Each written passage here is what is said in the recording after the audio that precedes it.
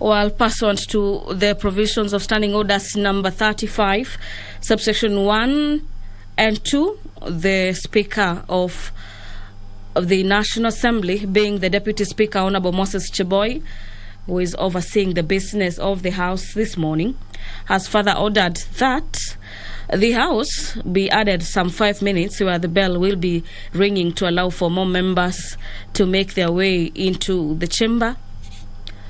And according to the standing order, subsection 3, whenever the Speaker or the Chairperson, as the case may be, is engaged in the counting the House, the doors shall remain unlocked, but no member shall be allowed to leave the chamber except the party whip, who is allowed to leave the chamber to whip members to make their ways into the chamber.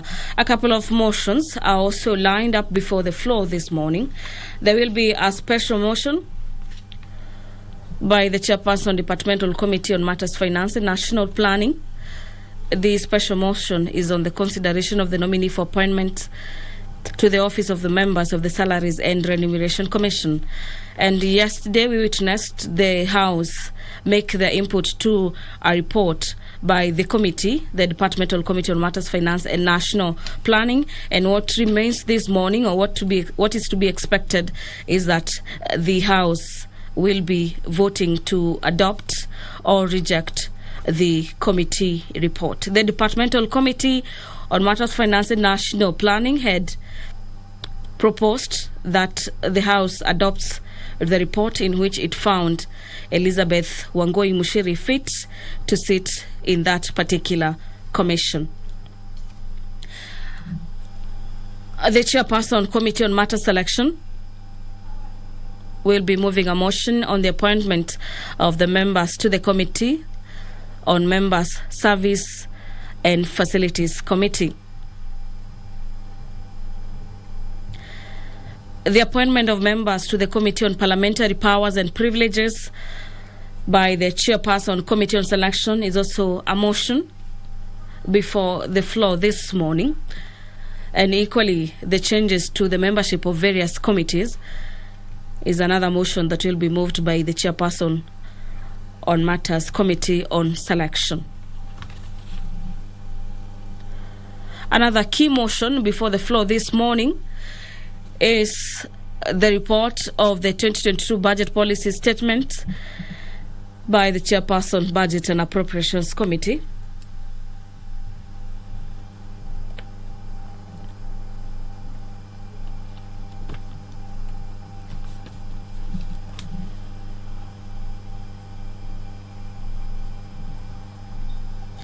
The Health Laws Amendment Bill by the Leader of Majority is also a motion where members are set to resume debate upon, as the time allocated for debate had not been concluded when the debate on that particular bill was interrupted on the February 8th, 2022.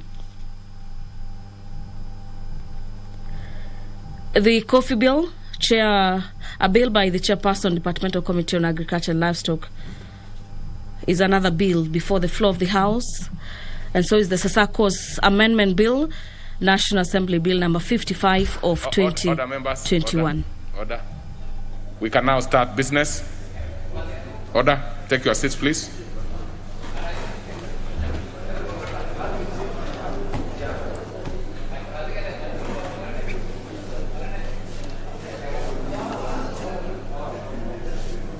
Order number 1, administration of oath. Order number 2, communication from the chair. Order number 3, messages. Order number 4, petitions. The Honorable Sosion.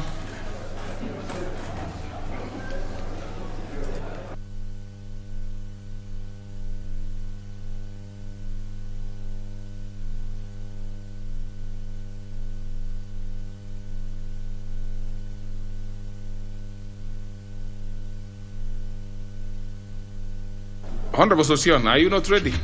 Yes, I'm ready, Honorable Then proceed. Speaker. I've given you the floor.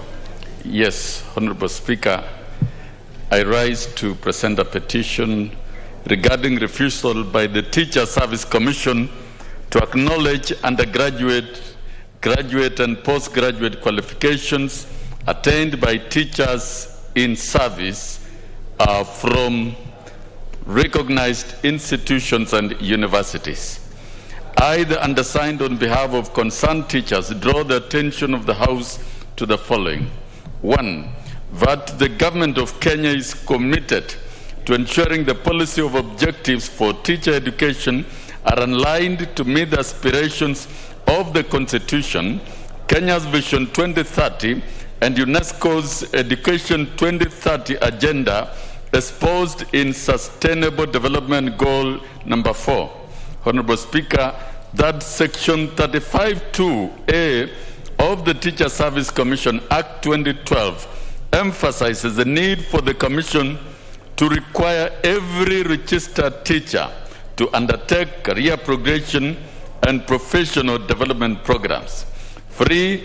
That in recognition that continuous professional development of teachers is important in updating and development of the competencies of the teaching staff through acquisition of new skills, the Ministry of Education has integrated education and training in national development plans and strategies. 4. That in the interest of self-improvement, many teachers have progressively advanced their qualifications by pursuing and successfully earning higher qualifications ranging from diplomas, bachelors, masters, and even doctoral degrees. That, Honorable Speaker, the ILO UNESCO recommendation concerning the status of teachers of 1966 states that teaching is a form of public service which requires of teachers expert knowledge and specialized skills acquired and maintained through rigorous and continuing studies. 6. That the acquisition of higher certificates and qualifications undoubtedly equips teachers with specialized skills which enhance their professional competencies, mastery of content, and quality of delivery. 7. That in pursuit for higher qualifications, teachers had legitimate expectations that TSC would reciprocate through commensurate compensation of their efforts in bettering the teaching profession with effect from the date of their graduation. 8. That unexpectedly in 2014, Honorable Speaker, the TSC declined and terminated and stopped to acknowledge and reward in-service teachers for the bachelor's, master's, or doctoral and even diploma certificates that they acquired from recognized universities as part of their personal career development. 9. That the decision by the Teacher Service Commission disillusioned teachers and negated its goal of building a highly knowledgeable teaching force through self-initiated career progression and professional development. 10. That the Teacher Service Commission action contradicts ILO UNESCO Convention 1966 recommendation that authorities, and I quote, authorities and teachers should recognize the importance of in-service education designed to secure systematic improvement of the quality and content of education and teaching techniques. 11. That if TSC's current policy position of declining to recognize and compensate in-service teachers for higher qualifications and the country stands the risk of losing its continental and global competitiveness and standing in the field of education. And Honorable Speaker, I wish to report that now Kenya is ranked number 7 in global competitiveness in the continent, down from number 1 out of these type of reforms. Honorable Speaker, 12, that efforts by the petitioners to move the TSC to address the matter have been unsuccessful. 13, that the issues in respect of which the petition is raised are not pending before any court of law, constitutional, or any legal body. Therefore, Honorable Speaker, your humble petitioners pray that this House, through the Departmental Committee on Education and Research, intervenes in matters raised in this petition and 1. Inquires into the circumstances under which the Teacher Service Commission has since 2014 unilaterally declined to recognize diplomas, undergraduates, graduates, and postgraduate degrees earned by in-service teachers from recognized universities. 2. Recommends that the Teacher Service Commission immediately puts in place necessary policy guidelines to promote or upgrade teachers who successfully acquire higher qualifications from recognized institutions in line with international best practices and the recommendations of the ILO UNESCO Conference of 1966 on the status of teachers. And 3, make any other recommendations deemed fit in addressing the plight of the petitioners with a view to safeguarding Kenya's competitiveness and hitherto coveted place in the field of education. And your petitioners, Honorable Speaker, will ever pray. Thank you. Very well. Before I place it before the relevant committee, I would give a few members to ventilate on it and make that other process work. So let's have the Honorable Leader of Minority, the Honorable Mbadi. Thank you, Mr. Speaker. Mr. Speaker, I want to support this petition by Honorable Sosion, and I want to congratulate him for representing teachers very well. Mr. Speaker, teaching is a noble profession, we have always said. And I will tell you, any society that does not invest in education is a society that is not progressing at all. And so, Mr. Speaker, the way we handle and treat our teachers is very, very important. And I want to advise or add that when this committee is looking at this matter, there are issues that need to be looked into, which may require even budgetary allocation by this House. So if there is need for budgetary allocation, the committee should recommend, even with figures, how much this House should provide so that we recognize and respect our teachers. Mr. Speaker, before I conclude, when one applies for admission to a university or any other college for either diploma, degree, or postgraduate degree, undergraduate degree or postgraduate degree, there is minimum qualification requirements. And once someone has met that and has already gone through the process and qualified, then you should not have any other body trashing that qualification. So, Mr. Speaker, this to get a degree involves investment by these very teachers. And Mr. Speaker, I'm sure if you don't have someone in your family who is not a teacher, who is a teacher, at least you have a friend, you have a relative, you have someone close to you, even a neighbor. You represent teachers. Look at the kind of salary they earn. If someone can sacrifice part of that salary to improve his or her education, Mr. Speaker, it doesn't make sense that once you complete, then that very paper that you toiled so hard for 4 years plus to get, that it is not recognized, that it doesn't add any value to your life, Mr. Speaker. And these teachers are about to retire. Now, when they retire with those certificates, what value will it add to you when people mention in your funeral that at least you went up to university? That is the only mention that will come out of that paper. It is sad. It is immoral, Mr. Speaker. It is something that this committee must look into and bring recommendations that this House can implement, even if it means allocating more resources. We can do it because our teachers are not treated well, Mr. Speaker. Thank you. I support. Very well. Let's have, I have too many teachers running in the line, so maybe just to confirm that, including, let's proceed. Honorable Tongi.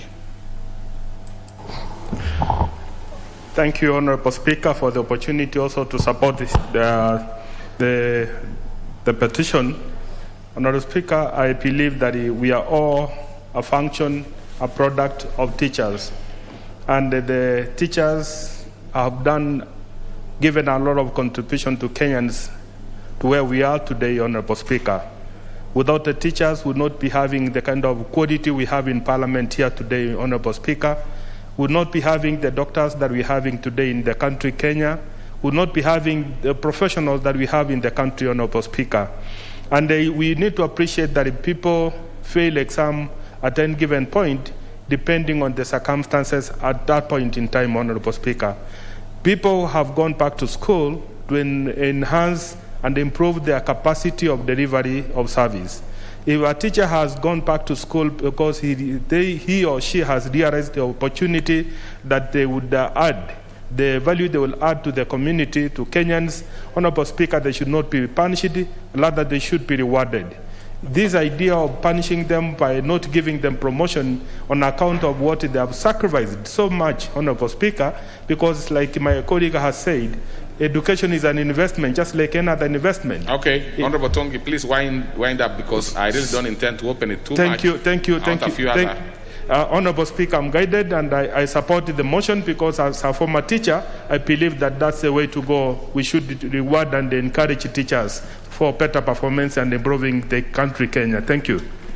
Okay. Honorable Sankok, again, you are top on the list here.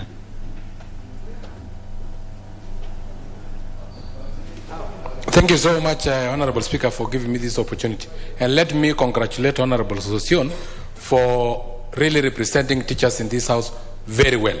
Congratulations, because you have the teachers in your heart. Honorable Speaker, teaching is a very noble cause. It is the only cause that is mentioned in the Bible, because even Jesus Christ was a teacher. That is why he was teaching in parables and others in synagogues, Honorable Speaker. Honorable Speaker, teachers are in charge of our children. We only have our children at home for 3 months, and they are in school for 9 months, meaning they are the parents of our children, Honorable Speaker, and they mold our children. So we must reward them, and we must make sure that this noble cause as it is, Honorable Speaker. Honorable Speaker, there will be no engineers, no doctors, no any other profession without teachers. Okay. Honorable Speaker, when they invest in education, we must motivate them that there is return in investment. That is the only way all the other teachers can go to university and read, Honorable Speaker. So I support. Okay. Then it is referred to the Committee on Education, and we expect them to move with speed to sort out the issue and address the petition as required by the standing orders. I think the Honorable Association, you still have an issue? I think you don't. Let's have the relevant committee dealing with it. And honorable members, I want us to rearrange the order paper of this morning, since I know how difficult it is for us to proceed at some certain points here. We bring order number 8 so that we can dispense off with that and then come back to the normal order that we were proceeding with. Order number 8, the Pensions Amendment Bill, National Assembly Bill number 26 of 2020, question to be put. Having just had the numbers checked, I want to put the question, which is that the Pensions Amendment Bill, National Assembly Bill number 26 of 2020, be now read a second time. Will as many as of that opinion say aye? Aye. Many as of a contrary opinion say nay? The ayes have it. So we go back to the normal order. A bill for an act of Parliament to amend the Pensions Act and for connected purposes. Very well. Order number 5, papers. Leader of Majority Whip. Thank you, Honorable Speaker. Honorable Speaker, I beg to lay the following papers on the table of the House today, Wednesday, February 9th, 2022, morning sitting. Reports of the Auditor General and financial statements in respect of the following institutions for the financial year ended 30th June 2021 and the certificates therein. 1. Kenya Climate Smart Agriculture Project, State Department for Crop Development and Agricultural Research. 2. Northern Corridor Improvement Project, Kenya National Highways Authority. 3. Global Fund Malaria Control Program Grant. 4. East Africa Public Health Laboratory Networking Project. 5. A case study on integrated delivery of selected non-communicable diseases in Kenya, Moi Teaching and Referral Hospital. 6. Capacity Development Project for Enhancement of Rice Production in Irrigation Scheme in Kenya, State Department for Crop Development and Agricultural Research. 7. National Agricultural and Rural Inclusive Growth Project, Ministry of Agriculture, Livestock, Fisheries and Cooperatives. 8. Supporting agricultural input and output marketing policy and regulatory reforms to improve the enabling business environment for agriculture in Kenya, State Department for Crop Development and Agricultural Research. 9. Mombasa Mariakani Highway Project, Kenya National Highways Authority. 10. Mombasa Port Area Road Development Project, Kenya National Highways Authority. 11. Sirari Corridor Accessibility and Road Safety Improvement Project, Kenya National Highways Authority. 12. Dualing of Magongo Road Phase 2 Project. 13. Dualing of Nairobi Dagoretti Corner Road Phase 2, Kenya Urban Roads Authority. 14. Kenya Urban Support Program, State Department for Housing and Urban Development. 15. Nairobi Western Bypass Project, Kenya National Highways Authority. 16. Nairobi Metropolitan Services Improvement Project, State Department for Housing and Urban Development. 17. Eastern Africa Regional Transport Trade and Development Facilitation Project. 18. Dualing of Magongo Road Phase 2 Project, Kenya National Highways Authority. 19. Coordination of Population Policy Implementation Project. 20. Strengthening fertilizer quality and regulatory standards in Kenya, State Department for Crop Development and Agricultural Research. 21. Upper Tana Catchment Natural Resources Management Project, Ministry of Water, Sanitation and Irrigation. 22. UNICEF Kenya Generation Unlimited Project, Executive Officer of the President. 23. Safe Roads Usalama Barabarani Program, National Transport and Safety Authority. 24. Horn of Africa Gateway Development Project. 25. Land-Based Emissions and Estimation SLIC Project, Ministry of Environment and Forestry. 26. Kenya Aviation Modernization Project, Kenya Airports Authority. 27. East Africa Skills for Transformation and Regional Integration Project, Kenya Coast National Polytechnic. 28. Financing Locally Led Climate Action Program Preparation Advance. 29. National Information Platform for Food Security and Nutrition Project. And 30. East Africa Regional Transport Trade and Development Facilitation Project. Thank you, Honorable Speaker. Very well. That was a very long one. So we go to the next order. Order number 6, notices of motion. Majority Whip. Thank you, Honorable Speaker. Honorable Speaker, I have 3 motions which I intend to put notice. On behalf of the Chairperson Committee on Selection, Honorable Speaker, notice of motion, further changes in committee membership. Honorable Speaker, I beg to give notice of the following motion. That, further to the resolutions of the House of Tuesday, 5th December 2017, Wednesday, 15th July 2020, Tuesday, 11th February 2021, Thursday, 4th May 2021, and Wednesday, 13th October 2021, appointing members to various committees and pursuant to provisions of Standing Order 173, this House further approves the appointment of the following members to the respective committees specified hereunder. 1.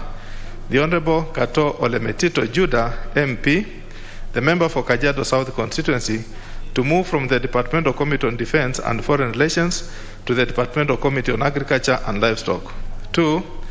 The Honorable David Kikaria, MP, the member for Nakuru Town East Constituency, to move from the Departmental Committee on Energy to the Departmental Committee on Environment and Natural Resources. 3.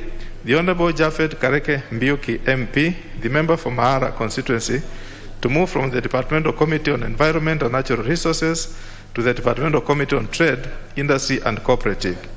4. The Honorable William Kipkemoi Kisang, MP, the member for Marakwet West Constituency, to move from the Departmental Committee on Communications, Information and Innovation to the Departmental Committee on Lands. 5.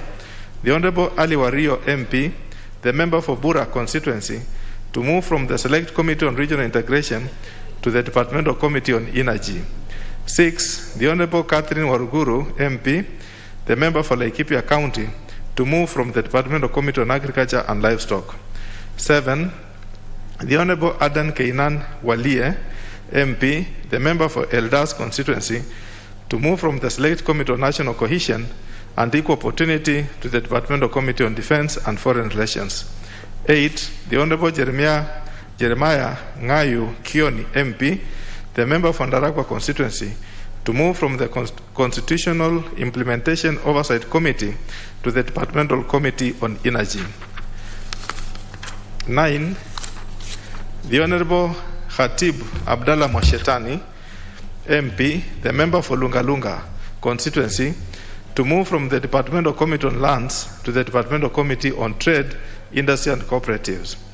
10. The Honorable Alois Musa Dentoimanga MP, the member for Samburu North constituency, to move from the Departmental Committee on Trade, Industry and Cooperatives to the Constitutional Implementation Oversight Committee. 11. The Honorable Ayub Savula MP, the member for Lugari constituency, to move from the Departmental Committee on Trade, Industry and Cooperatives to the Select Committee on Regional Integration. 12. The Honorable Abdikarim Osman Mohammed MP, the member for Fafi constituency, to move from the Departmental Committee on Energy to the Departmental Committee on Agriculture and Livestock. 13. The Honorable Kadhoni Wamushomba MP, to move from the Departmental Committee on Agriculture and Livestock to the Departmental Committee on Communications, Information and Innovation. 14. The Honorable Johanna Ngeno MP, the member for Emuru Adikir constituency, to be nominated to the Select Committee on National Cohesion and Equal Opportunity. Thank you, Honorable Speaker. Very well. That was the first. You have the other notice, the other two. Thank you. Honorable Speaker, I wish to give notice of motion on behalf of the Chairperson Committee on Selection, appointment of members to the Committee on Members' Services Facilities. Honorable Speaker, I beg to give notice of the following motion, that pursuant to the provisions of Standing Order 175 and 212B3, this House approves the appointment of the following members to the Committee on Member Services and Facilities. 1.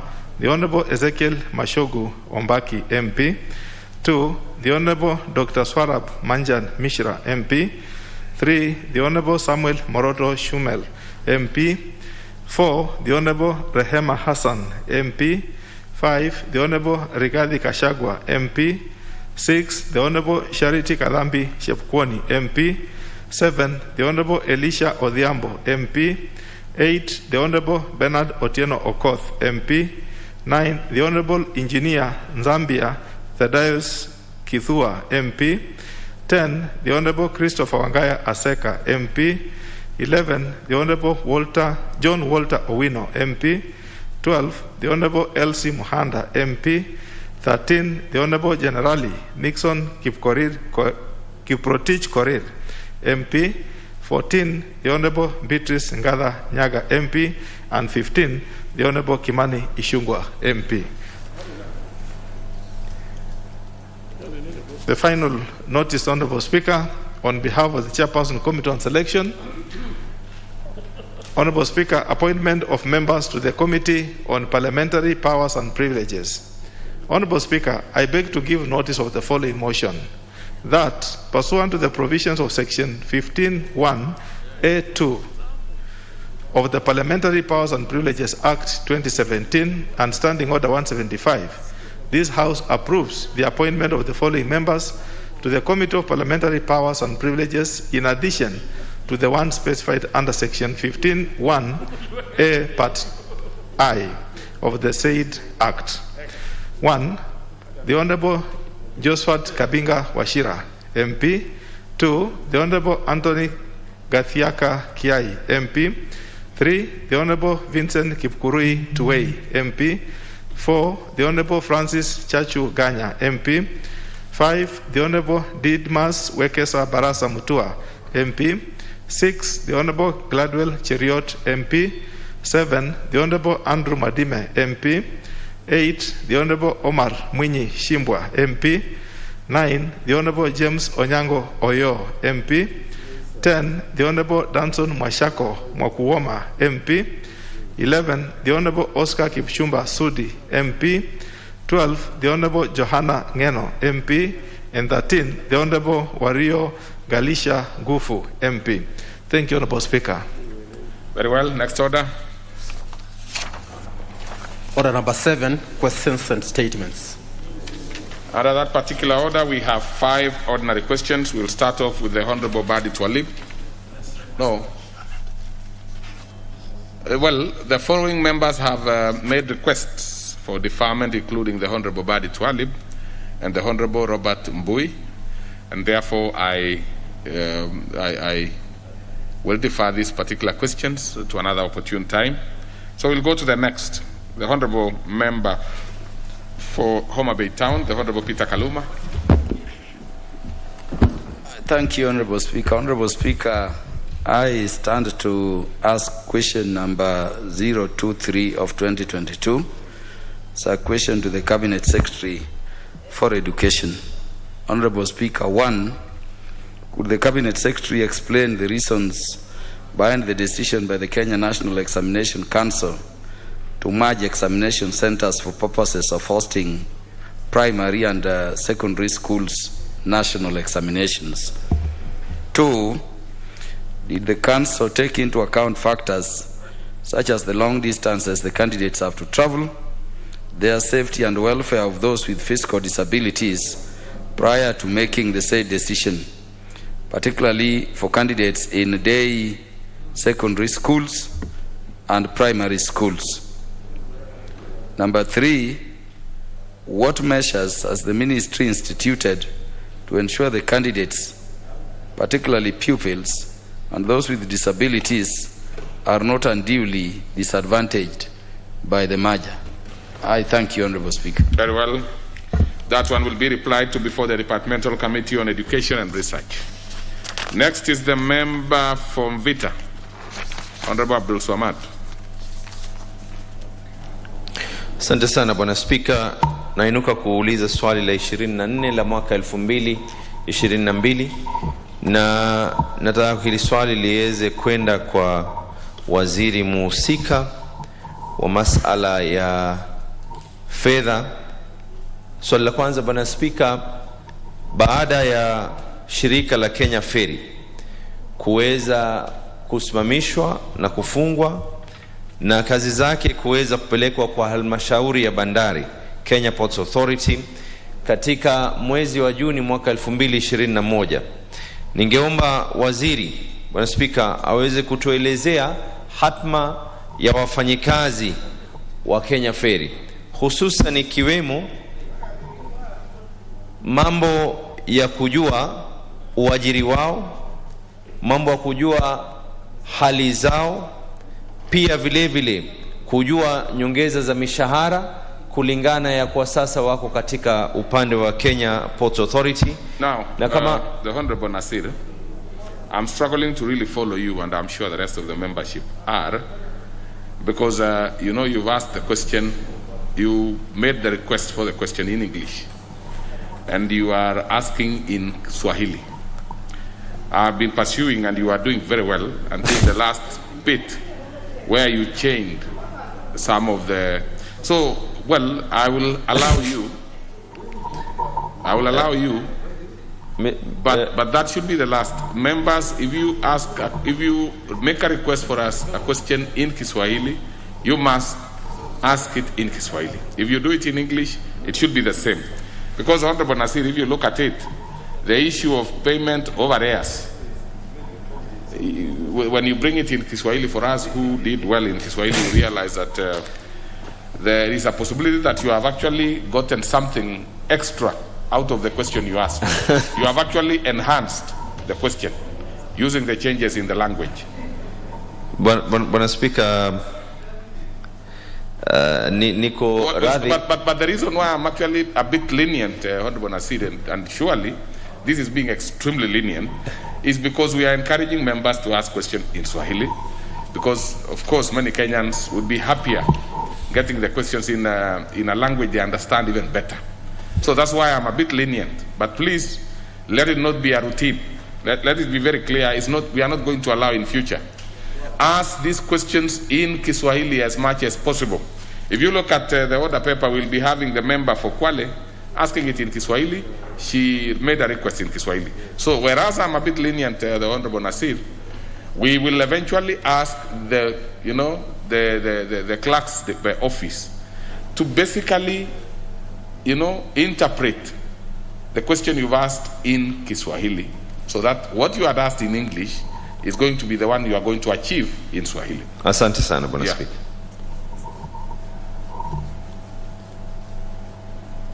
Nikona. Okay.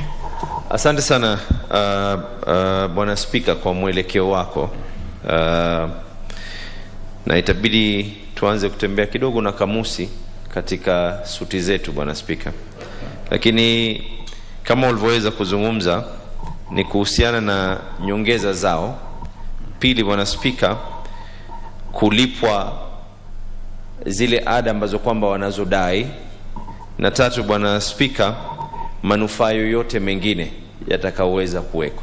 Nadhani nimeweza kuliuliza kwa lugha fasaha. Correct. Bwana Speaker, mwishowe nilikuwa nimeweza kukudokeza nilipokuwa niko hapo kuhusiana swali la pili. Ningeomba niliteremshe kwa sababu kuna mambo fulani ambayo kwamba nimeweza kujulishwa ya kwa kuna malipo yatakaweza kufanywa katika wiki ijayo ya wafanyikazi wa KPA. Asante sana, Bwana Speaker. That is okay, the Honorable Nasir. As I've said today, I was quite lenient on your request. What you asked is that you change the text of the second part of your question, which we wouldn't allow, because once this thing is out there, so the only thing that you can do is to drop that bit, and which you have done. So basically, we are in agreement. But in future, honorable members, as I've said, when you make a request in Swahili, and we encourage members to do that, please ask it in Kiswahili. And if you do it in English, just do the same in English. If you have a problem with any bit of the question, please notify the clerk's department in good time so that doesn't appear on the order paper. But be that as it may, that will be replied to before the Departmental Committee on Labor and Social Welfare. So we go to the next one we had deferred, of course, the one by the Honorable Robert Mbui. So we go to the member for county. What is it again, Honorable Nasir? Speaker, I just heard you say that it will be referred to the Committee on Labor. Yes. Looking at it, basically, this is a labor issue, isn't it? Noted, Mr. Speaker. Noted. What, in your opinion, what is the committee that you are thinking would be most appropriate? We have no major issue, but these are matter of payments, of arrears, benefits. Actually, Mr. Speaker, because this is an in-house thing on KPA and Kenya Ferry, so it is not really as much. It is an issue of how they are going to absorb those employees of Kenya Ferry into. I think the second part was more related. Actually, that is basically that's what, and that is the reason. First, let me ask you, which is the committee? Are you interested in having it before the Labor Committee? No, not the Transport Committee. I think the first one would be better off because with Kenya Ferry and KPA is currently under National Treasury. This would be better off with the Finance Committee because it is an in-house thing for them to now deliberate and confirm. The second part was the one that was more labor related. Allow me to consult on that briefly. Noted. The reason why I'm saying that is because, as I've said, you asked two questions. The second one, actually, you are going to be asking that you actually met with the Departmental Committee on Labor and Social Welfare on October 2021. Yes. So the question was better off with the Committee on Labor. Exactly. Now, I want to consult and see whether it is the Committee on Finance or Committee on Transport. Then I'll make a very quick one after the other question has been asked. Noted. Actually, the reason I was suggesting Treasury, Mr. Speaker, is because Kenya Ports Authority, under the executive order, the services are currently, the mother ministry is Treasury. Okay. No longer transport. Just 1 minute. Probably, I think you'll be more comfortable if I make that ruling quickly.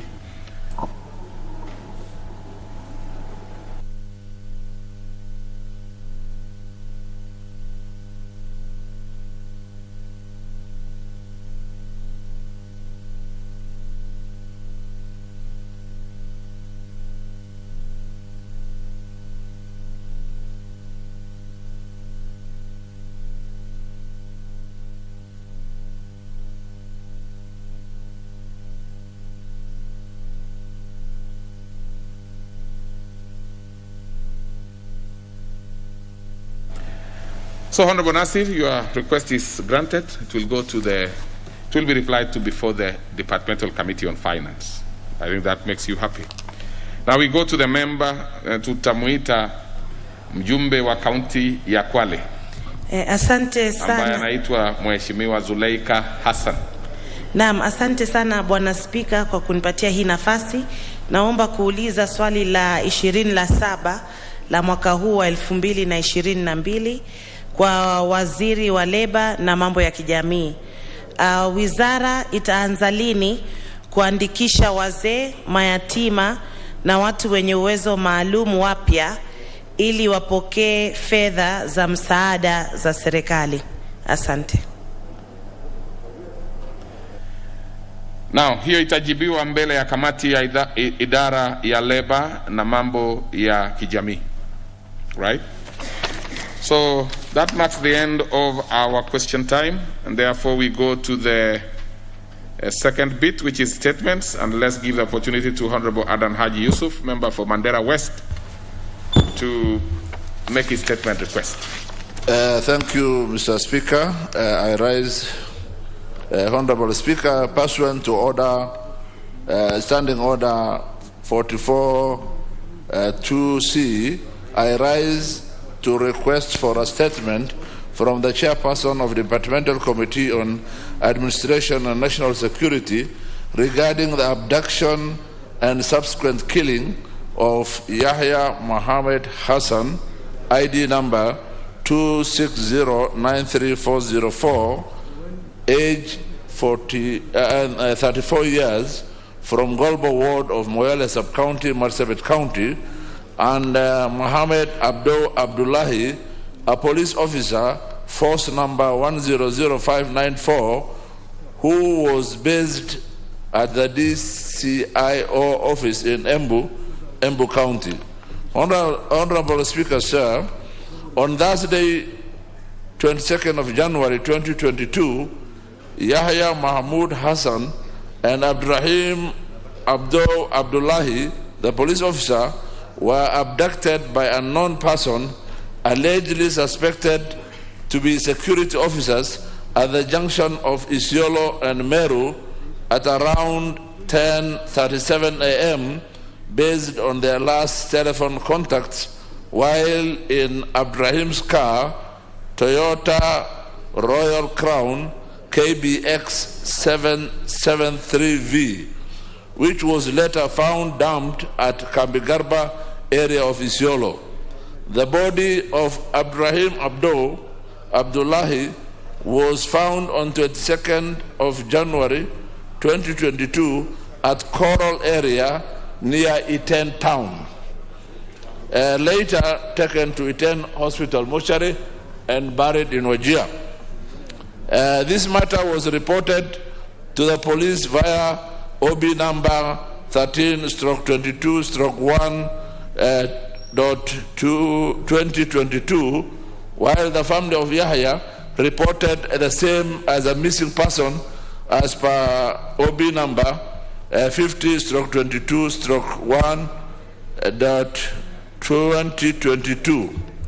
Honorable Speaker, it is on this background that I seek a statement from the chairperson of the Departmental Committee on Administration and National Security on the following.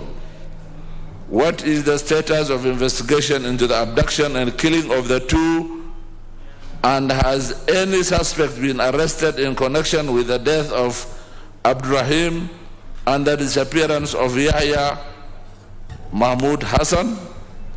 What measures is the relevant ministry pursuing in place to ensure the affected families are duly compensated for the loss of their loved ones? What steps has the responsible government agencies taken to deal with increased cases of the killings and abduction and the overall insecurity in the country today? Thank you, Mr. Speaker.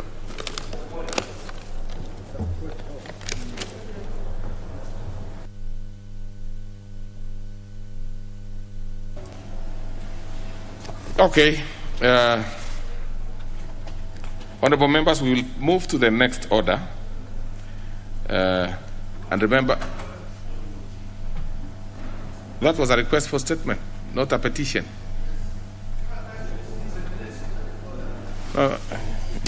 Yes, I mean.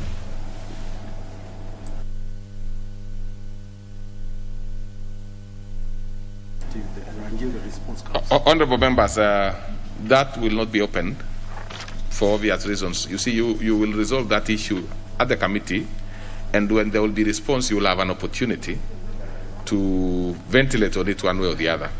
It happens more with petitions. It does not happen with statements. What is it? No, it's not easy to recognize you when you are seated elsewhere. What is your issue? Thank you, Honorable Speaker. Honorable Speaker, the issue that has been raised by Honorable Adanaji is a matter of national concern. It is a matter that concerns the people of Kenya. As those of us who have come through the security profession, Kenya has a very elaborate security system, very professional officers who are manning those dockets. We have no doubt that they will carry out duties as far as securing Kenya is concerned. I think any life that is lost in this country, it is sad for the families, but also it is sad for this country. This is a country that is governed by the rule of law. Any individual who is suspected to be involved in crime must be brought before a court of law so that they can be prosecuted. If they are found culpable, then they will find their place at the right place. Honorable Raso, you know, you have gotten an opportunity to speak by, I wouldn't say false pretenses, because you see, this is a National Assembly. We do not proceed on false pretense matter here. Because, you know, I expected you to have, there was a point of order you raised, so I wanted to get what is out of order. But you are lucky because while trying to pick the specific point of order, you have been able to actually make an addition to maybe buttress the position by the colleague who just spoke before you. So I think you have succeeded, but that should not have been the way I would have wanted. Thank you, Honorable Speaker. Yes. What I really wanted to say is extrajudicial killing and disappearance of Kenyan citizens is unacceptable. Okay. And it is against the Constitution. You are a seasoned member yourself, so you know you have actually got it. Thank you, Honorable Speaker. But that was not procedural. No, the Honorable member seated next to you. That is the member for Mandera North? That's Honorable Bashir, isn't it? Honorable Bashir, my eyes are not very good in terms of picking members that far. But Honorable Bashir, now that you are a colleague of your neighbor in a different, I mean, just before you came here, what is it? Is there something out of order? Let's hear what you have to say. Honorable Speaker, you know, nothing out of order, but this matter actually affects Kenyans and mostly from people from northern Kenya. And it is something which is very dear to us. So we may not be saying anything much, but that statement that he has sought is quite in order, and that extrajudicial killings done by any group, whatever it is the responsibility of the government to bring the culprits to book. As has been said, we have elaborate security systems, very professionals. But who are these other people who are abducting and killing Kenyans? Okay. So we want to ask the government to ensure that the image of the security forces are not dented, to ensure that culprits are brought to book. Okay, Major Bashir. With this vigor that you have shown this morning, the matter is going to be referred to the Departmental Committee on Administration and National Security, and we hope you will be there to prosecute those other matters. But even if you do not succeed there after that prosecution, you will have an opportunity again when the matter is brought back to the House in terms of the response to the statement. I am sure, of course, as I've said, what you have raised are critical issues, really, but there are procedures which we needed to use, but you have managed to get, a word or two to buttress your colleagues' request. So that will be referred to that relevant committee, and please take an opportunity and go and pursue your matters and issues there. So then we go to the next order. And before we go to the next order, just to say that there is, it's confirmed that we will not be having, we will be stepping down from the order paper, the Alcoholic Drinks Control Amendment Bill, National Assembly Bill number 70 of 2019 by the Honorable Sylvana Sosoro, under his request. I have also an indication that probably the third one by the Honorable Keter is likely also to be stepped down. But that is after confirmation by Honorable Keter himself. So we will proceed with the Industrial Training Amendment Bill, National Assembly Bill number 4 of 2019 by the Honorable Jude Jomo. So next order. Order number 9, Committee of the Whole House.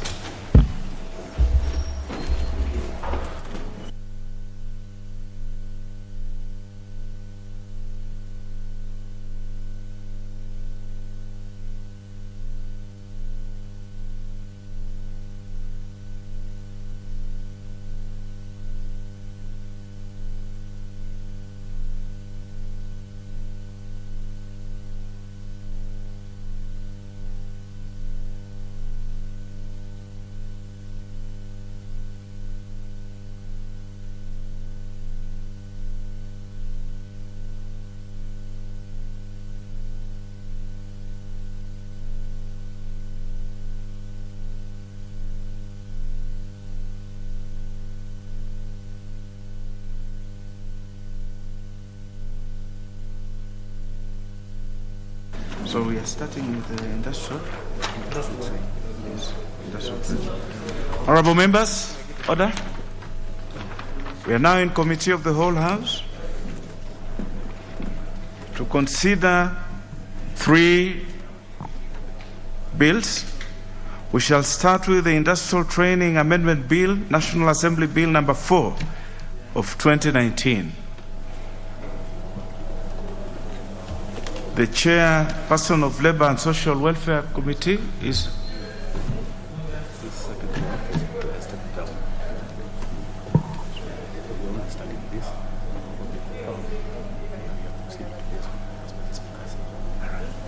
very well. So the chairperson of the Labor and Social Welfare Committee is in the House. The Honorable Soshon, you are taking charge. Very well. Clause 2. I propose that Clause 2 be part of the bill. There is a proposal to delete. Chairperson, the Honorable Soshon. Thank you, Chair. We propose that Clause 2 be deleted. Honorable Speaker, for a good reason, that there is no proper justification for the assessment and collection of industrial training levy and fees to be transferred from NITA to KRA. Whereas the bill seeks to ensure efficiencies and wide coverage in collection of the industrial training levy, it was the committee's view that addressing these inefficiencies has already been done administratively through non-rigid arrangements. And of course, these activities already ongoing. Accordingly, the concerns relating to the inefficiencies in levy collections were addressed through administrative arrangements with KRA. Industrial training levies are now collected by KRA through the unified payroll system. The administrative arrangements with KRA has brought about efficiencies in levy collections and increased the levy collection by 30%. This administrative arrangement offers NITA flexibility, and it also retains autonomy in assessment of levies and control over the process, as opposed to transferring the entire mandate of NITA to KRA. Chair, a legal notice on the above was issued in 2020. Hence, the amendment have been overtaken by events. That is why we propose that clause 2 be amended as proposed.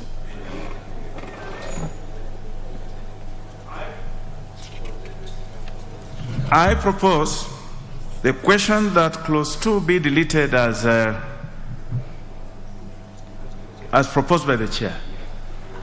Of course, I'll give the first opportunity to the owner of the proposals, the Honorable Jomo Kangethe, member for Kiambu.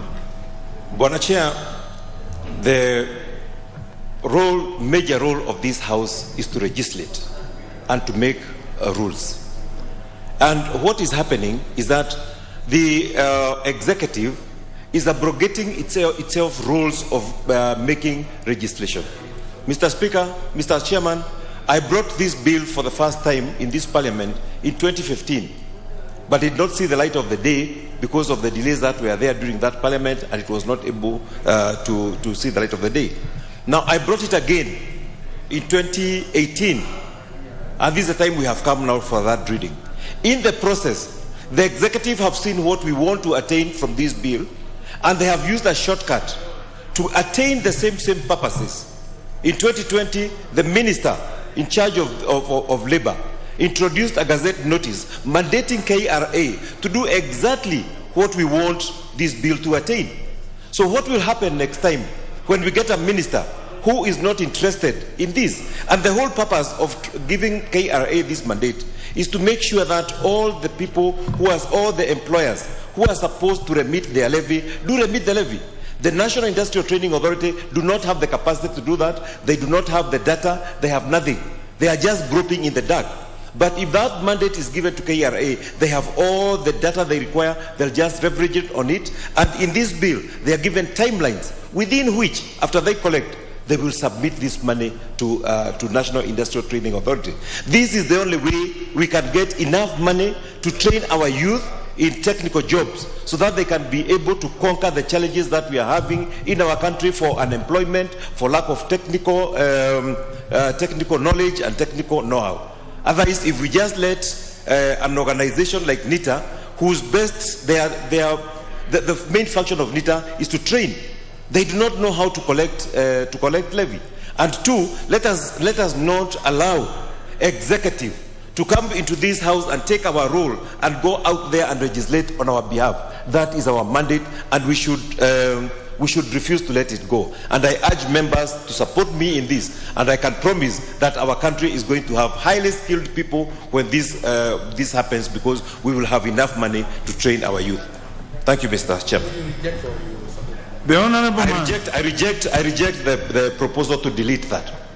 Very well spoken, Honourable Jude. The Honourable Manzo, now you have Yes, thank you, Chair. While I agree with the Honourable Jude Jomo that it is our role is to legislate, there is also a thin line between administrative actions and legislations, and sometimes that's why we have the delegated legislation to verify some of the things we have acted upon.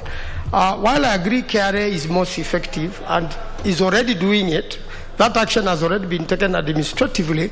KRA also can withdraw administratively depending on when they are doing everything, collection for everybody, county of Nairobi, so they can also get overwhelmed by the collection. So I don't think we can really fix it in a law, but we must guard between our mandate be taken away and what is administratively practical or is the work of the administrators. So for me, I want to support the position government has taken, unfortunately for my good friend Yun Jomo, because we can by law overburden KRA, and KRA has a mandate by his own statute. I thank you, Mr. Chair.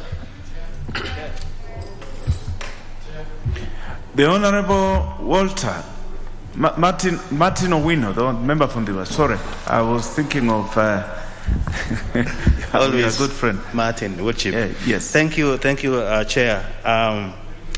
Many times administrative procedures do not really live up to what we expect, and I rise to object that amendment because, Chair, NITA has no capacity to collect these revenues. Even through that arrangement, we are still doing only 1/5 of the employers. We should be remitting the money to be used for training, for self-sufficiency, for improved production for our companies, and also for updating employees. We are talking about capacity here.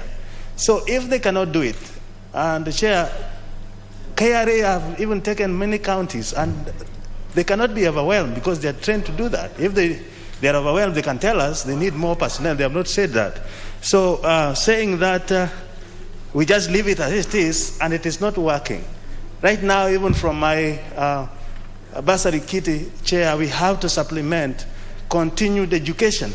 We should have even come from employers. So I support what Jude Jomo has proposed here, and I reject the deletion.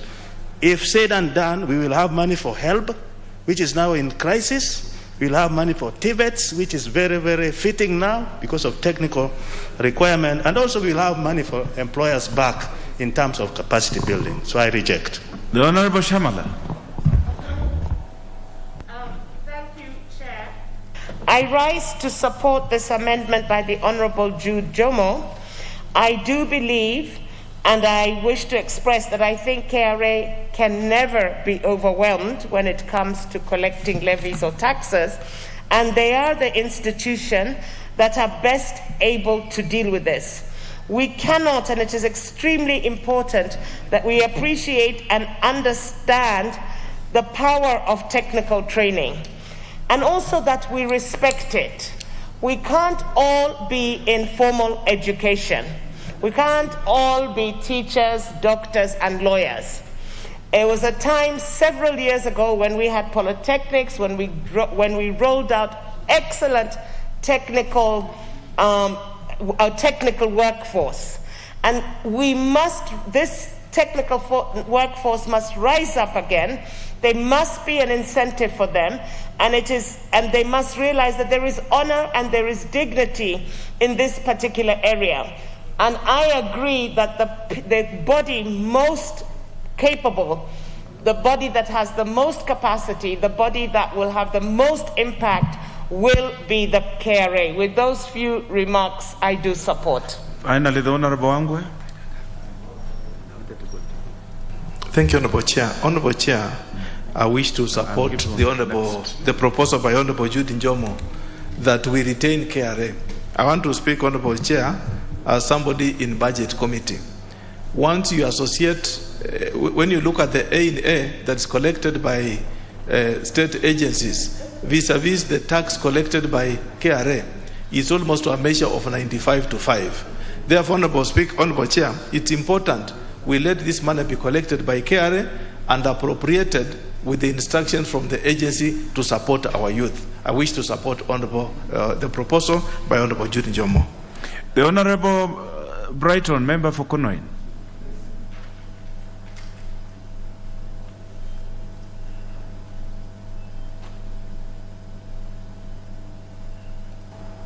Chair, NITA has no capacity to keep the database for all employers. Therefore, it cannot effectively assess the training levy as required to be paid by the Act. Speaker, since NITA therefore does not have the capacity, We want to remove the mandate of NITA collecting the levy and vest it on KRA, because this is simply because KRA has the records of all the employers and employees. They have the experience, and no employer will actually play games with KRA. It will therefore take a very short time for KRA to get the 100% compliance. Thank you. Well, honorable members, now allow me to now put the question that clause 2 be deleted as proposed by the chair, Labor and Social Welfare. Will as members of that opinion say aye? Will as members of a contrary opinion say nay? Nay. The nays have it. And now put the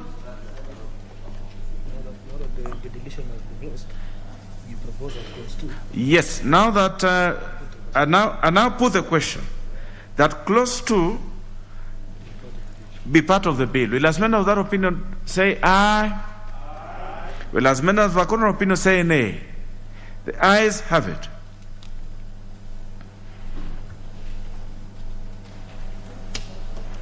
Clause 3. Clause 3. I propose the question that clause 3 be part of the bill. It's a proposal to delete also. Yeah. Chair, you are proposing to delete this one? Even as we consider Jude Jomo's proposal, we should be very cognizant of the efficiency of NITA when we create huge barriers by clawing away some of its responsibilities. It is not creation of efficiencies, but responsibilities of NITA, which is critical. And this mandate is under the direct jurisdiction of the minister, will make it more efficient if it carries out this function. Those were the key considerations as a committee, and I plead with the House to apply some bit of consideration. And for deletion of clause 3, as a committee, we consider that there is no proper justification to transfer the mandate to assess and collect the levies to KRA. NITA is the ideal institution, best placed to know the skill needs of the industry and how much is required to fund the trainings. And therefore that responsibility should still remain with NITA. The ease of doing business reforms 2020-2021 propose creation of a conducive environment for doing business through various interventions in the legal framework.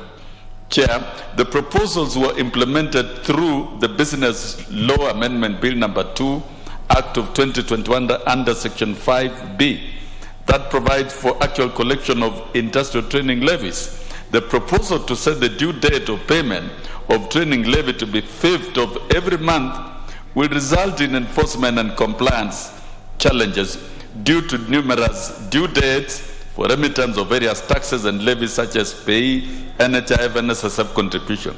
In any event, the amendments in the current bill have been overtaken by events, noting the change from monthly to annual collection.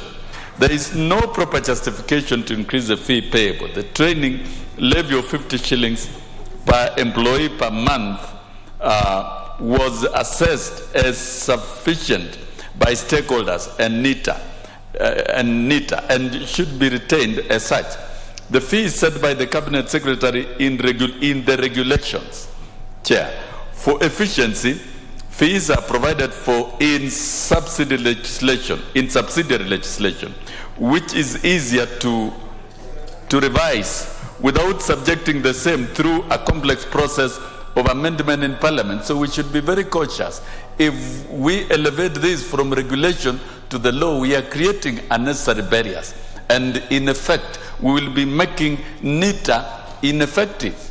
Chair, there is no proper justification to empower KRA to assess penalties because the role it plays is that of revenue collection as an agent of NITA. Further, the penalty for default is already provided for in an act as 5% per month. on the amount in default on any employee. So, Chair, we propose that clause 3, as proposed by Honorable Jude Njomo, it will not be good and therefore should be deleted. We will make NITA ineffective if we accept this amendment. That is a considered advice of the committee. I propose the question that clause 3 be deleted as proposed by the committee. The Honorable Jude Njomo.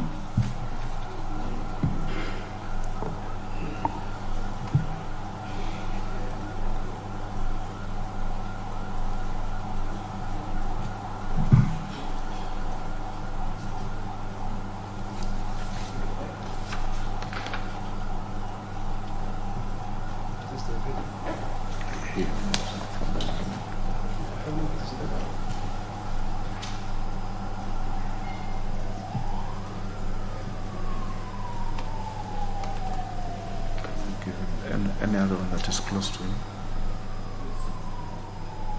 Jude, there seems to be a problem with the mic.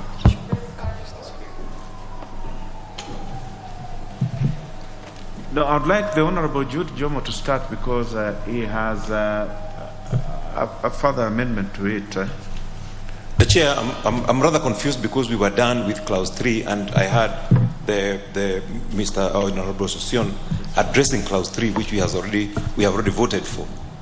I stand to be corrected. No, we had done 2.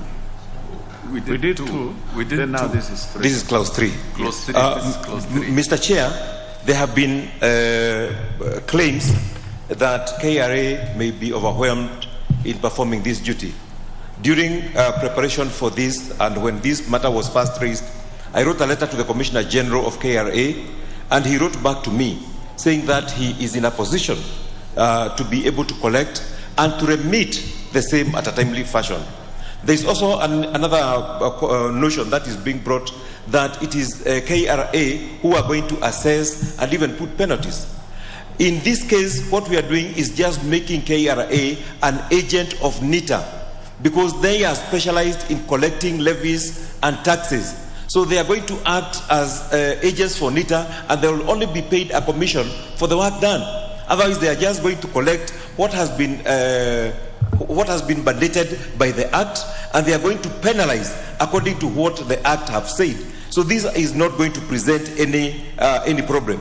I even have a letter from National Transport and Safety Authority, who are also using KRA as their agent, and they have confirmed that the levies are corrected and they are remitted in good times. So the idea that KRA cannot be able to perform this is very, very far-fetched. They'll be able to do it and they'll be able to remit the revenue corrected in a timely fashion.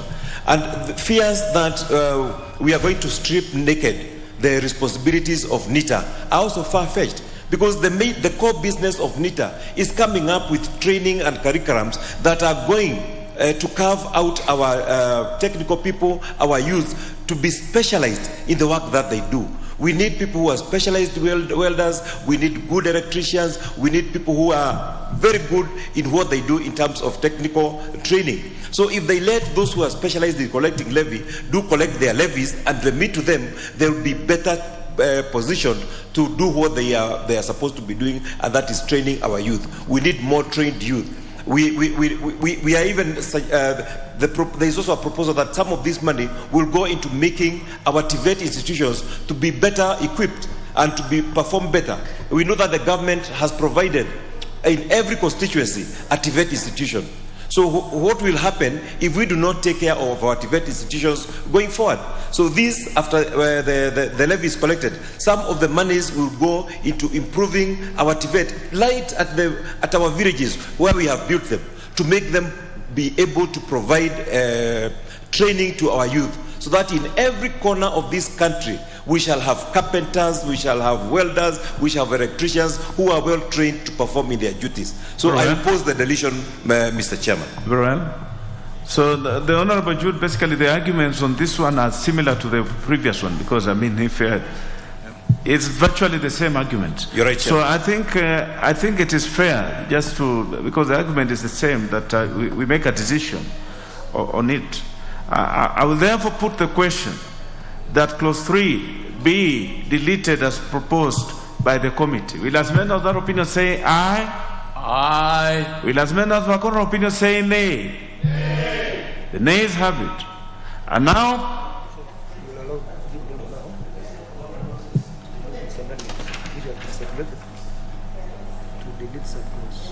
yes. The Honorable Jude Jomo, you remember I mentioned that you have a further amendment to this in subclause 5. I will now give you an opportunity to move before I put the global question.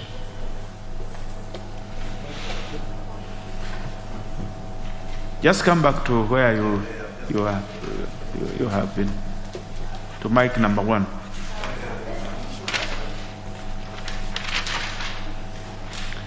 Put off that one, that is with the chair.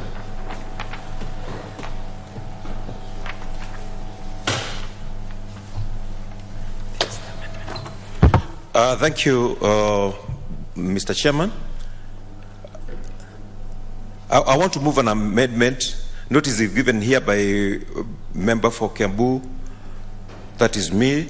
I intend to move the following amendment: that clause 3 of the bill be amended in the proposed new section 5B by deleting subclause 5. Mr. Chairman, the justification of this is that we do not, because once we improve the performance, once we get 100% remittance of this levy, we will not need to increase the amount levied to our employer, especially at this time when our economy is not doing very well. Our economy is trying to recover from the COVID effects. It would be the wrong time to increase any levy. So, Mr. Chair, that's why I want to delete that particular amendment, so that the status quo remains. Every employer will continue paying what he has been paying. Only that now there will be more efficiency and there will be more collected. There will be a wider base of those who are going to be paying for their levies, including our SMEs and our small-scale industries. They will be able to inject this levy into this program, and more money will be available to train our young engineers and our young technicians. So, Mr. Chair, I beg to propose that amendment. I propose the question that clause 3 be amended as proposed by the Honorable Jude Jomo. I put the question that clause 3 be amended as proposed by the Honorable Jude Jomo. Will as many of that opinion say aye? Aye. Will as many of that opinion say nay? The ayes have it. I now put the global question that clause 3 as amended be part of the bill. Will as many of that opinion say aye? Aye. Will as many of that opinion say nay? The ayes have it. Clause 4. I propose the question that clause 4 be part of the bill. The Honorable Session, your committee has a clause proposal. 4. The committee recommends that clause 4 be deleted for good reason, that there's no proper justification for the industrial levy to fund other programs that are not workplace related, that is TVET and even Higher Education Loans Board. This is because the Industrial Training Act is an act of Parliament relating to the regulations of training of persons engaged in industry. The training of persons engaged in industry is supported by the Industrial Training Levy, which is an employer's money. The Industrial Training Levy funds works better if utilized for workplace trainings to increase productivity of staff. So actually it's a deduction that focuses on training the capacity of staff. Thus the distribution of levy collected to other institutions undermines the essence of having an industrial training levy fund. Chair, there is no proper justification to increase the fee payable. The training levy of Kenya shillings per employee per month, or 600, was assessed as sufficient by stakeholders, and NITA Yes, sorry. Chair, contributing towards the training is undertaken on persons before the entry to the world of work, which is contrary to the intentions of the Act and contemplates training after employment. It also removes the focus of the Industrial Levy Fund from workplace training. Additionally, these institutions propose to benefit the checker and other revenue streams, funding the same institution through levies collected from employees leaves NITA with little resources to benefit the employees. This one I plead with the House this time round, because then this is a deduction from workers meant to build the capacity of workers. It cannot then be directed elsewhere. So the committee, in its wisdom, found this was going to even destroy the capacity of NITA. So we propose the deletion of that clause. I propose the question that clause 4 be deleted as proposed by the committee.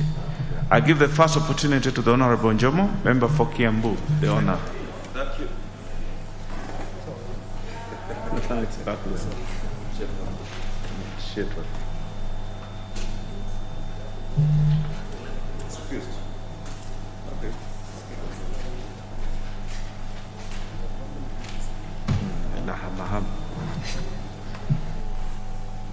you. Thank you, Chair. We have several issues here. One is how this money, when collected, how it is going to be spent. And I want to clear the air, because I don't think what Honorable Sosion has told us is factual. When NITA collects this money, it does not only use it to train members of who are employed by the employer. Before it became National Industrial Training Authority, it used to be called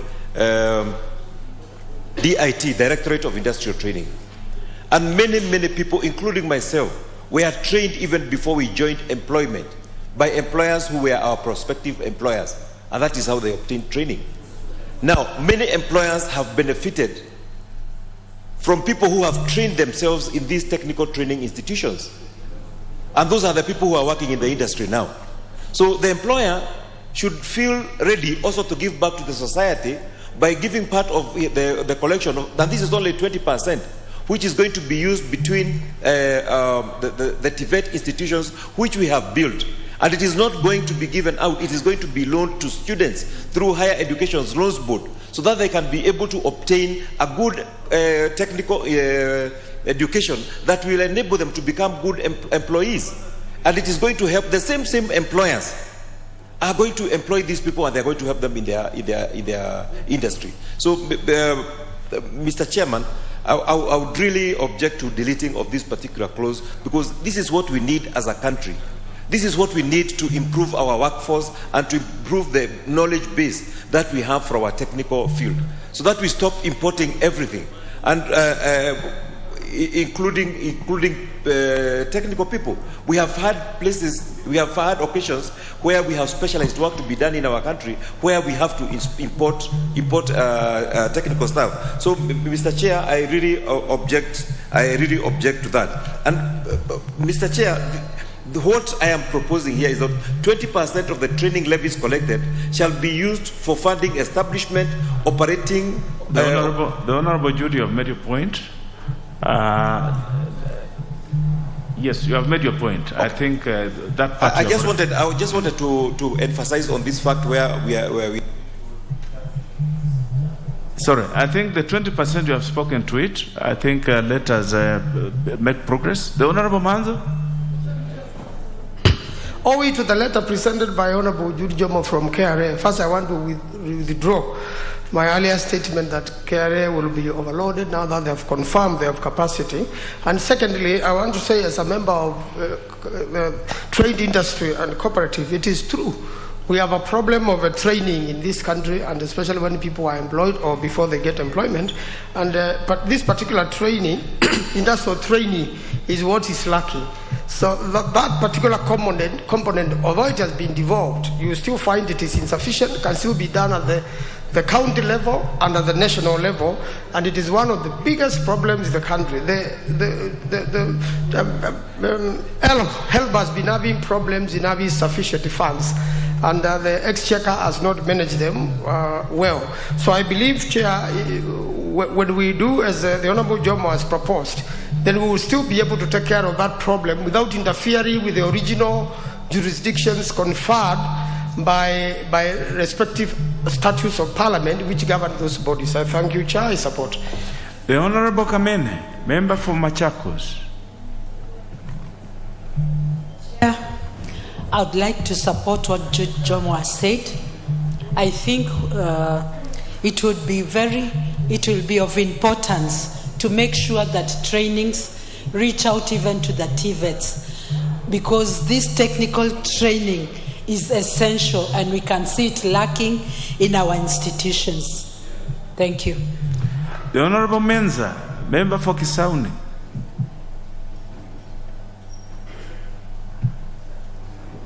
Thank you, Mr. Chair. I wish to support what Honourable Jomo has just said. Mr. Chair, this country cannot develop, cannot move forward without having a sound technical skills. And that is what we've been lacking in this country. And if you remember, Mr. Chair, in the past, we used to have technical colleges which were actually upgraded to universities today. And one of them was this university here near opposite KRA. It used to be a very strong technical college, but it was upgraded. The government came up with a very good initiative of the TVETs. And they even came up with an idea whereby the students will be provided with loans to be able to acquire the necessary skills. And what Honourable Jomo is proposing, it is a sound idea that we need to make sure that these students are supported fully.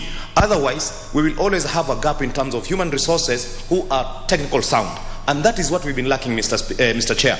If you remember, when we were doing the Talo pipeline in Turkana, and we required specialized skills on the welding. You know, welding an oil pipeline is not like welding a normal metal grills and what have you. You need specialized skills. And we had to actually import welders from out of this country to come and do that job. This is a big shame for this country, Mr. Chairman, if almost 6 years of independence and we cannot still be able to provide a person who can be able to weld an oil pipeline. It's a serious shame for this country. And I wish to really support what Honourable Jomo has just proposed, and I think that particular clause has to be retained. Thank you, Mr. Chair. Honourable members, allow me now to put the question that clause 4 be deleted as proposed by the chair of the Labour Committee. Will as many as of that opinion say aye? Will as many as of a contrary opinion say nay? Nay. The nays have it. And now put the global question that clause 4 as amended, that clause 4 be part of the bill. Will as many as of that opinion say aye? Will as many as of a contrary opinion say nay? Nay. The ayes have it. Clause 5. I propose the question that clause 5 be part of the bill. There is a proposal by the Labour Committee to delete. The Honourable Session. Yeah, thank you, Chair. Of course, considering the trend that all the previous clauses have taken, and we give a caution. If you are deducting levies from employees, practically speaking, such revenue is not enough to train everyone else in the country unless you are appropriating from the budget. So we have to be cautious to make a law that is easy to implement and make it work. And as for clause 5, Chair, we propose that the bill be amended by deleting clause 5. And of course, if all other previous amendments were adopted, this amendment is unnecessary as it is a consequential amendment to the KRA Act.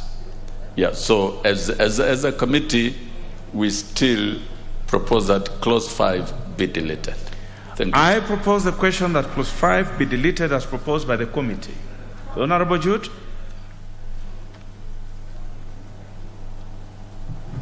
Honorable Chair, this particular clause is amending the Kenya Revenue Authority Act by giving it authority to collect levy on behalf of NITA. So really, when we have passed all the others, this is as a natural consequence of the amendments that we have done, that we have to give this authority to Kenya Revenue Authority. So it doesn't make sense to oppose this particular amendment after we have accepted to the others. Thank you, Mr. Speaker. The Honorable Session, sometimes it is good to realize when it has fled, and let it be. So this one, I think I will just proceed to put the question that clause 5 be deleted as proposed by the Labour Committee. Will as many of that opinion say aye? Will as many of the contrary opinion say nay? The nays have it. And now put the global question that clause 5 be part of the bill. Will as many of that opinion say aye? Honorable members, you need to keep your eyes on the ball. This is the global question. And now put the question that clause 5 be part of the bill. Will as many of that opinion say aye? Will as many of a contrary opinion say nay? The ayes have it. Title? I propose the question that the title be the title of the bill. And now put the question that the title be the title of the bill. Will as many of that opinion say aye? So sorry. The Honorable Member Session was also proposing to delete this. Your Chair, I've got to present the entire position of the committee for purposes of consideration of the House. Of record, yes. Yeah, that on the title, the long title, that the bill be amended by deleting the long title. Justification is that the committee was of the view that the amendment bill is unnecessary as been implemented through administrative changes, and further, others have been overtaken by legislative changes. And that indeed is the position of the committee. I propose the question that the title be deleted as proposed by the committee. I now put the question that the title be deleted as proposed by the committee. Will as many as that opinion say aye? Aye. Will as many as our contrary opinion say nay? Nay? The nays have it. And now put the question that the title be the title of the bill. Will as many as that opinion say aye? Aye. Will as many as of our contrary opinion say nay? The ayes have it. Clause 1? I propose the question that clause 1 be part of the bill. The Honorable Session, you have a proposal to delete? Do I really have a proposal? Yeah. Clause 1. Yes, Chair, yes. Indeed. That clause 1 be deleted, and the justification is that the committee was of the view that the amendment bill is unnecessary as the proposals have been implemented through administrative changes, and further, others have been overtaken by legislative changes. So we propose the deletion of clause 1. I propose the question that clause 1 be deleted as proposed by the committee. I now put the question that clause 1 be deleted as proposed by the committee. Will as many of that opinion say aye? Aye. Will as many of our contrary opinion say nay? Nay. The nays have it. I now put the global question that clause 1 be part of the bill. Will as many of that opinion say aye? Aye. Will as many of our contrary opinion say nay? The ayes have it.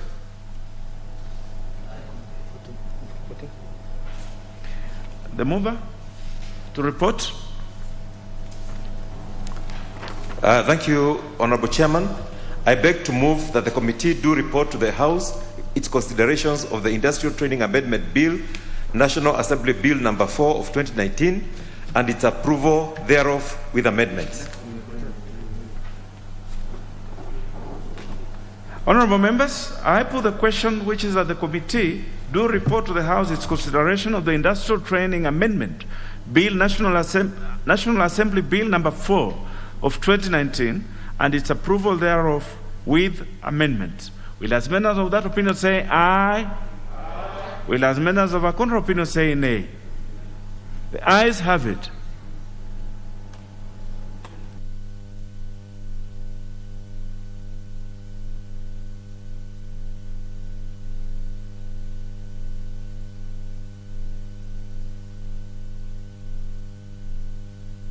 Honourable members, before we move to the next step on the Industrial Training Amendment Bill, I direct that we move to the next business, the Employment Amendment number 2 Bill, National Assembly Bill number 79 of 2019 by the Honourable Gideon Kiter. Is he the one that I see walking in? Honourable Kiter.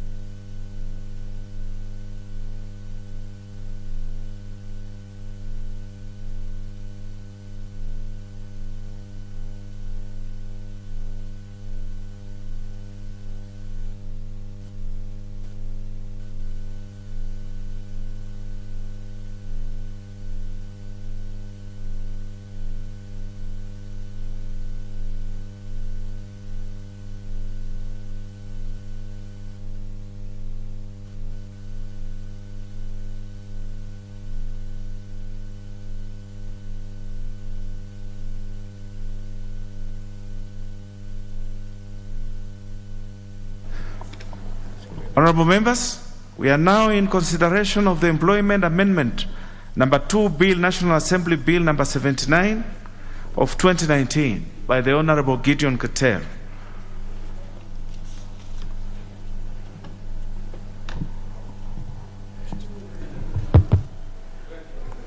Clause 2. I propose the question that Clause 2 be part of the bill. There's a proposal by him to amend it.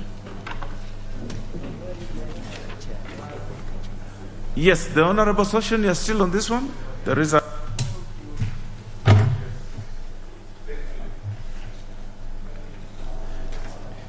Chair, faithfully on behalf of the Chair of the committee and on behalf of the committee, on Clause 2, we proposed an amendment of Clause 2 by deleting the proposed new subsection 5 and substituting thereof of the following new subsection, that in respect of recruitment, an employer shall not require an employee to submit any clearance of compliance certificates unless such employer intends to enter into a contract of service with the employee, provided that an applicant of a state office shall provide compliance or clearance certificates at such times in the recruitment or approval process as they may be required.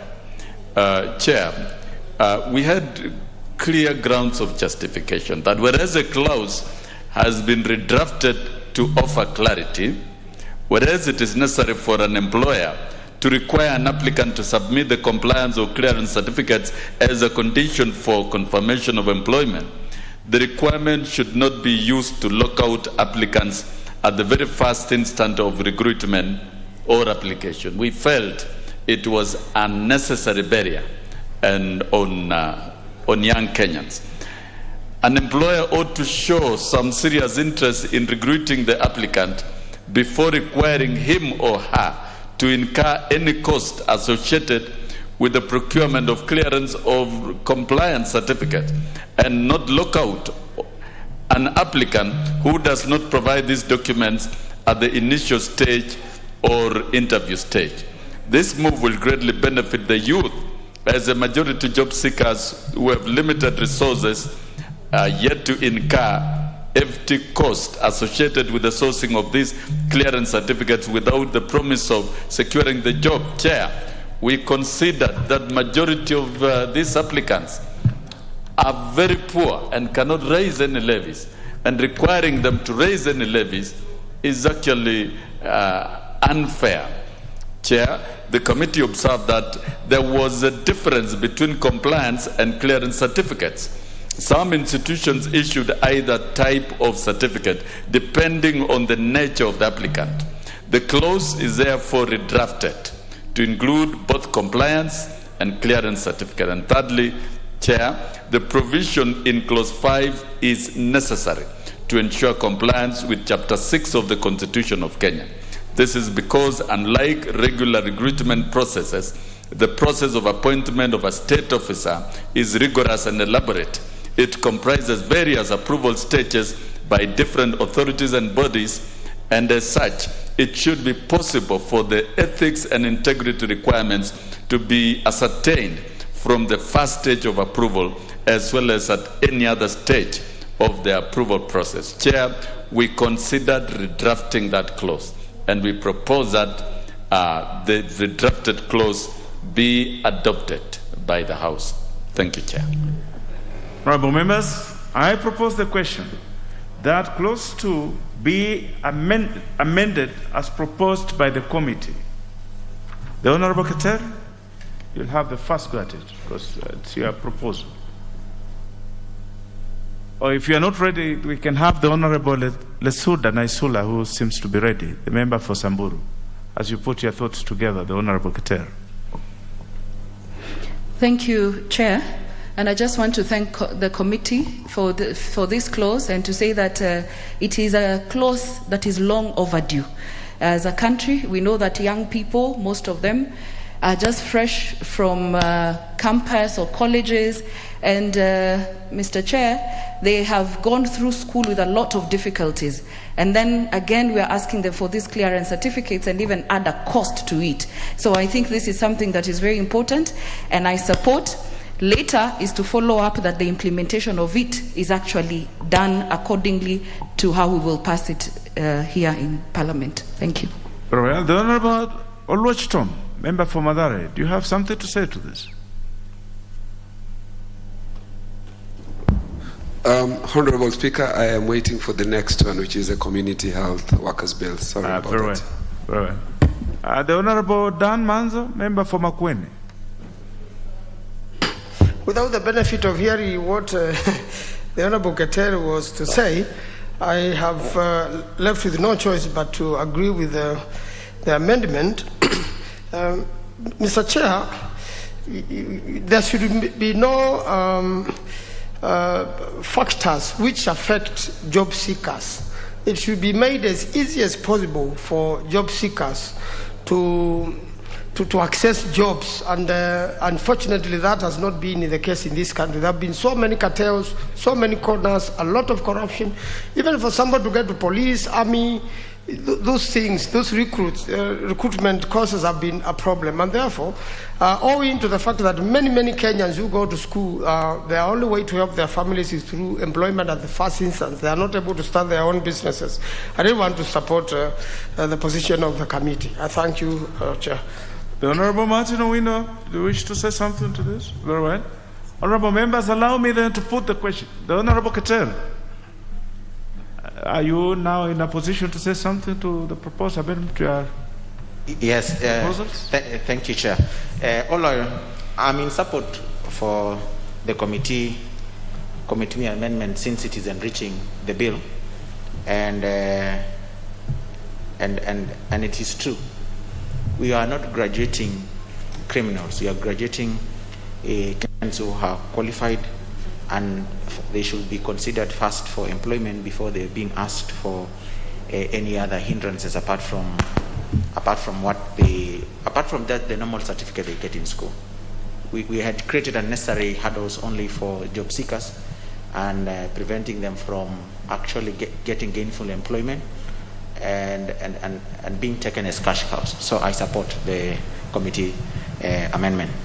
Very well. Honourable members, then allow me to put the question that Clause 2 be amended as proposed by the committee. Will as many of that opinion say aye? Will as many as of a contrary opinion say nay? The ayes have it.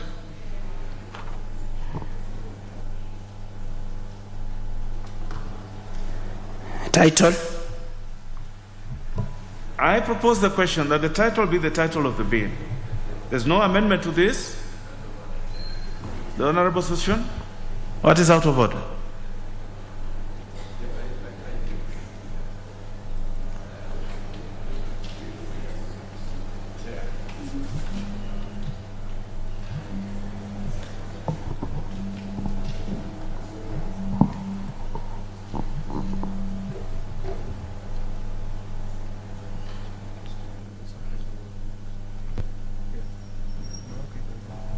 Yes, the Honorable Session. Chair, and I'm sure Honorable Keter can agree with us. The clause 2 actually was in two parts. 2A, and we've gone through 2A, there's 2B. So I'm not sure whether we have adopted. If it is adopted, if the amendments for both 2A and 2B have been adopted by the chair, I stand guided. We put the global question. The Honorable.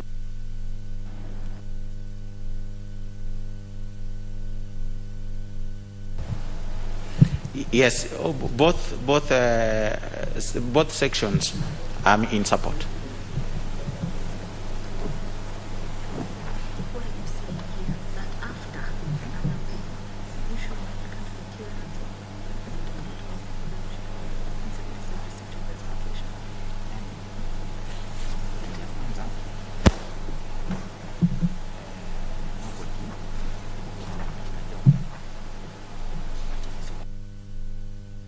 Yes. Very well. Thank you, the Honorable Session, for clarity. We will now put the global question in regard to Clause 2. And the global question then would be that Clause 2, as amended, be part of the bill. Will as many as of that opinion say aye? Aye. Will as many as of a contrary opinion say nay? The ayes have it. Title. I propose the question that the title be the title of the bill. There's no proposal to this. I therefore now put the question that the title be the title of the bill. Will as many as of that opinion say aye? Will as many as of a contrary opinion say nay? The ayes have it. Clause 1. I propose the question that Clause 1 be part of the bill. There is a proposal to this, the Honorable Session.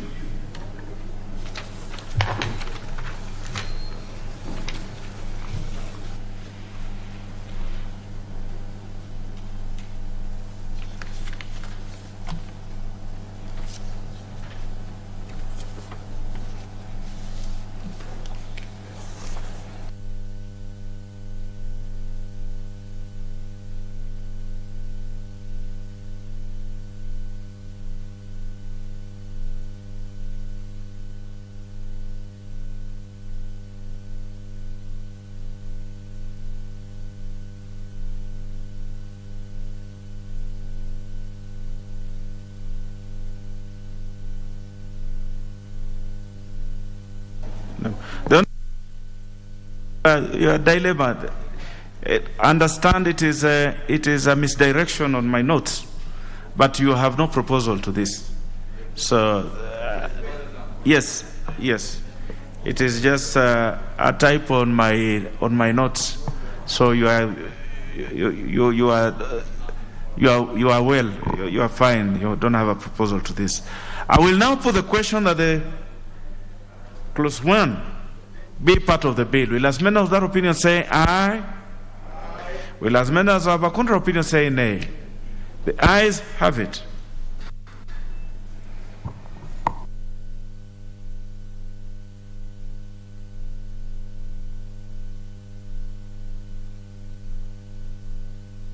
We are done with that, so we shall move to reporting. The Honorable Gideon.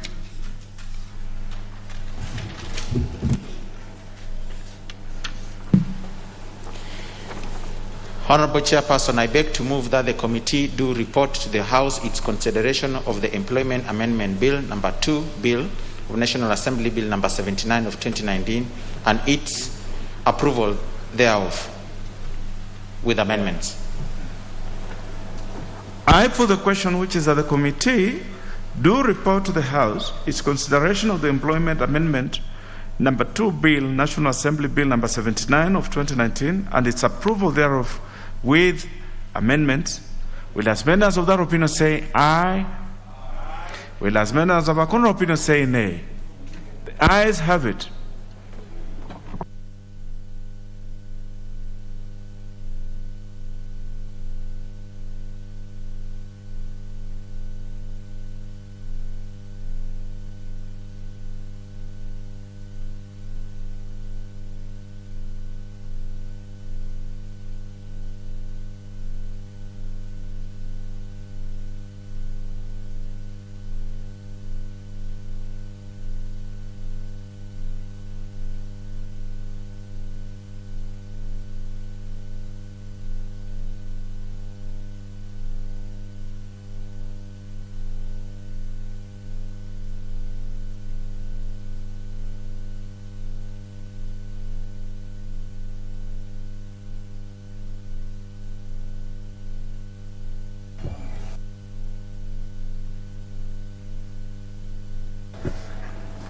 Honorable members, we shall now have reporting on the Industrial Training Amendment Bill, National Assembly Bill number 4 of 2019. Thank you, Honorable Speaker. Honorable Speaker, I beg to report that the Committee of the Whole House has considered the Industrial Training Amendment Bill, National Assembly Bill number 4 of 2019, and approved the same with amendments. The mover. Thank you, Mr. Speaker. I beg to move that the House do agree with the committee in the said report, and I request Honorable Shamala to second the motion for agreement with the report of the Committee of the Whole House. The Honorable Shamala. Honorable Speaker, I do second. Honorable members, I now propose a question which is that the House do agree with the committee in the said report.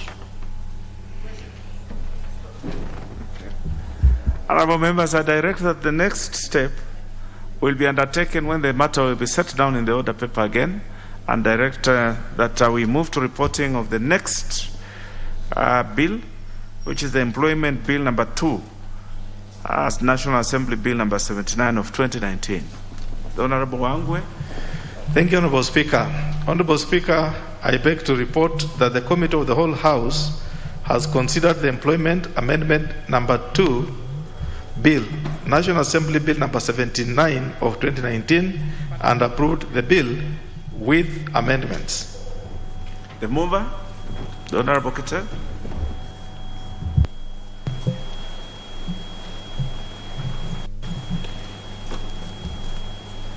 Honorable Speaker, I beg to move that the House do agree with the committee in the said report. I also request Honorable Leisuda to second the motion for agreement with the report of the Committee of the Whole House. Honorable Leisuda. Thank you, Mr. Speaker. I second and thank Honorable Keter for this very progressive amendments to the bill, and also the House for supporting, as it is going to help our young people in a great deal, since these certificates just don't cost money, but even the cost of traveling to get them has been a hindrance for the young people. So I support, Mr. Speaker. Honorable members, I propose the question, which is that the House do agree with the committee in the said report. Honorable members, I direct that the next steps in regard to this bill be undertaken when the bill will be set down for consideration again in the order paper. And I want to congratulate you, the Honorable Gideon Keter. This is the very purpose for which you are in this House, and I think it is great to see this kind of proposals emanating from you. And the Honorable Jude Jomo, that's great work. You are helping the children of this country to improve themselves. This is the purpose of this House. I'm grateful to be here when you are making proposals. Thank you.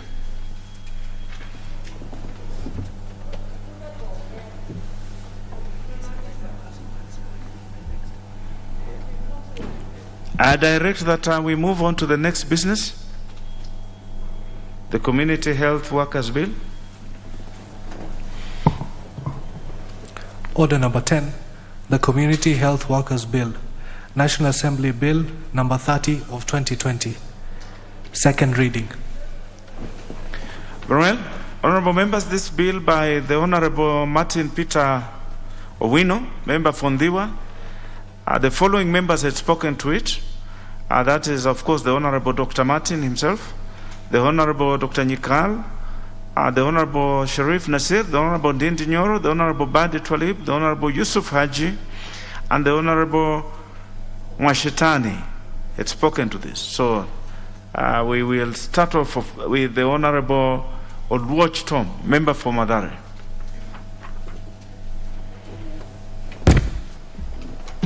Thank you, Honorable Speaker, and I rise to support and lend my unequivocal support to this motion. I want to thank Honorable Martin Owino for bringing a very timely bill, and to say from the very onset that in light of what now is the universal health care, this bill could not have come at the right time. I want to begin by underscoring that, you know, community health workers are for a long time been unrecognized, largely working as volunteers. And if I used an example of my own constituency, in my own constituency you have about 580 community health workers who work as volunteers, and in the entire Nairobi County you have about 7,320.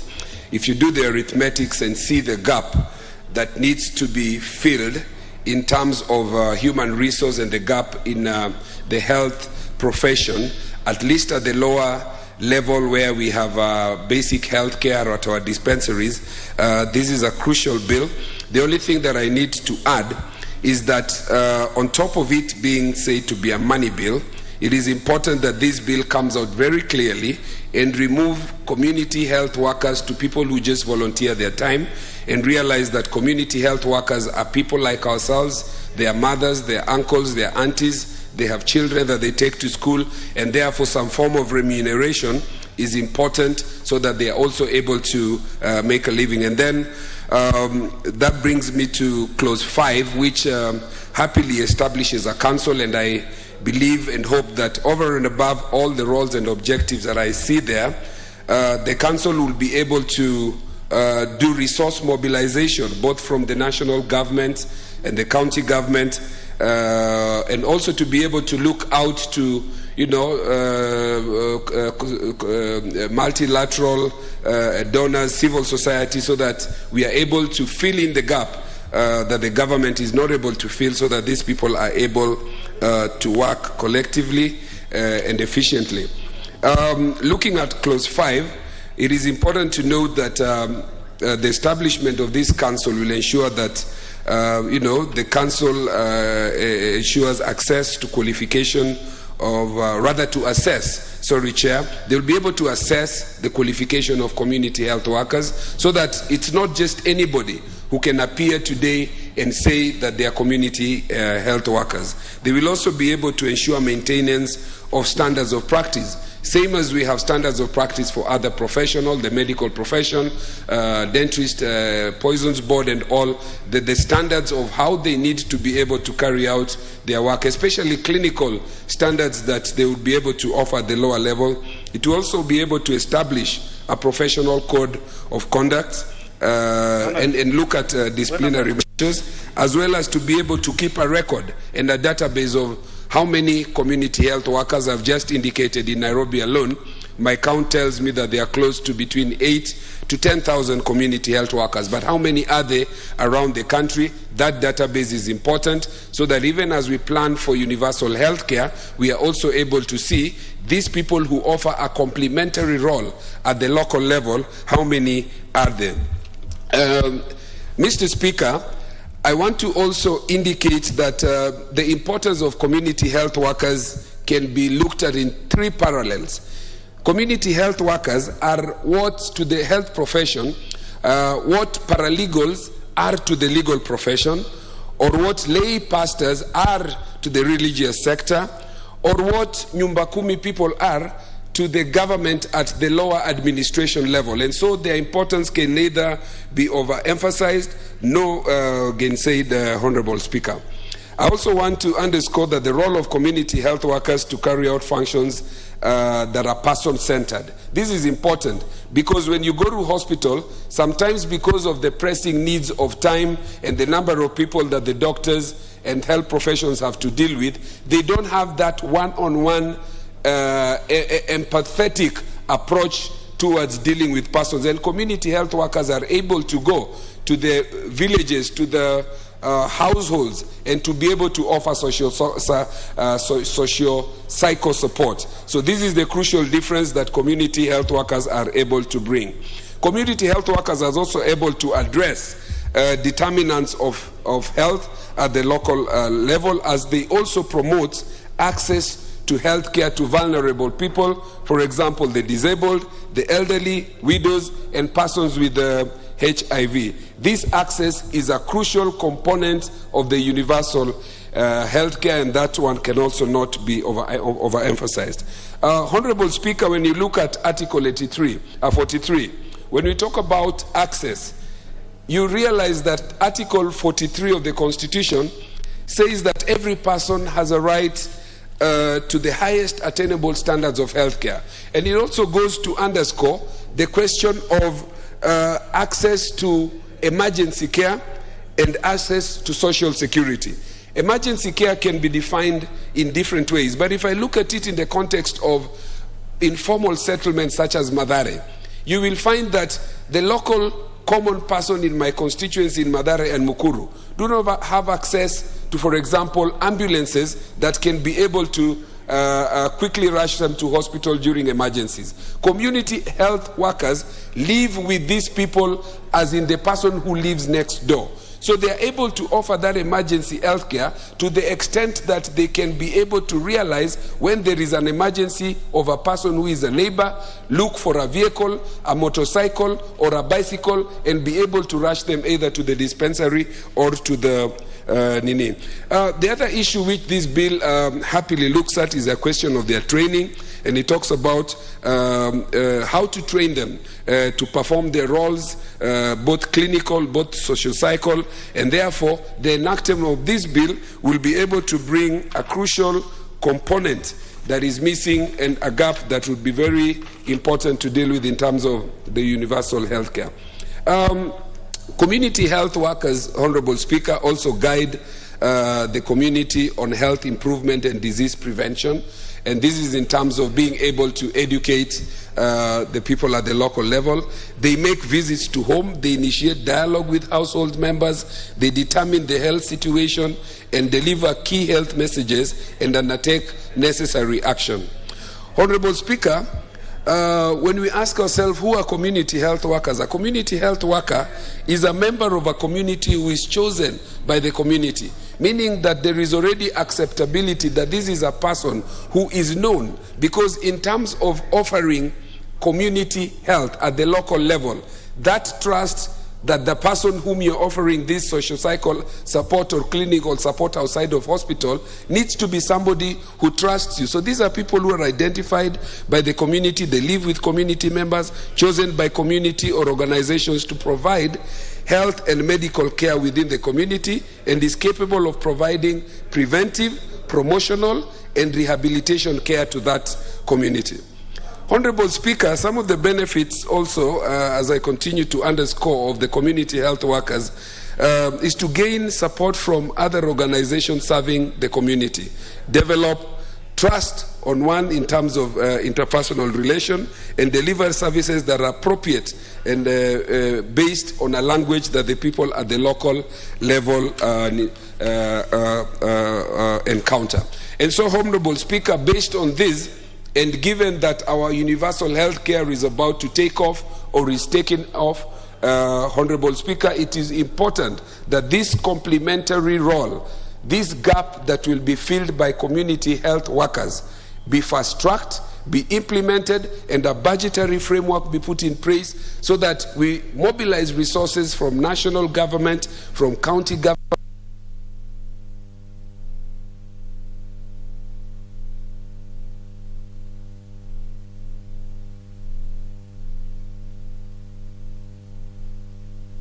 looks at the importance of the things they make. Honorable Speaker, I support and I hope that honorable members in this House will rise to the occasion and support the bill by Honorable Martins Owino, the member for Ndiwa. Thank you very much, Honorable Speaker.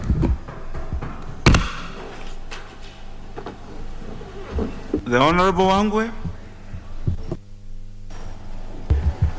Thank you, Honorable Speaker.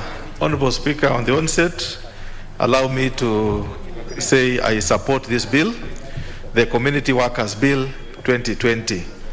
Honorable Speaker, as I support this bill, it should be on record that my constituency has quite a number of health workers who are really struggling to keep up with the conditions that they are working in.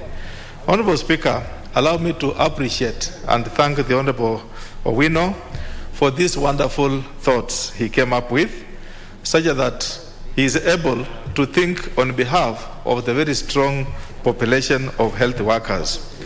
Honorable Owino has had a journey to come up with this bill, and it's our prayer that representing people and legislating on their behalf should earn you good results in August this year. Honorable Owino, it's our prayer, and engage the people of Ndiwa to make sure they again see you in this House next sitting, Honorable Speaker. Honorable Speaker, this bill is good, and it's good because it's going to address salient issues that are touching on community health workers. It's not good enough to say you pay salary, you pay them, but it's good enough to look at the all-round social well-being of an employee.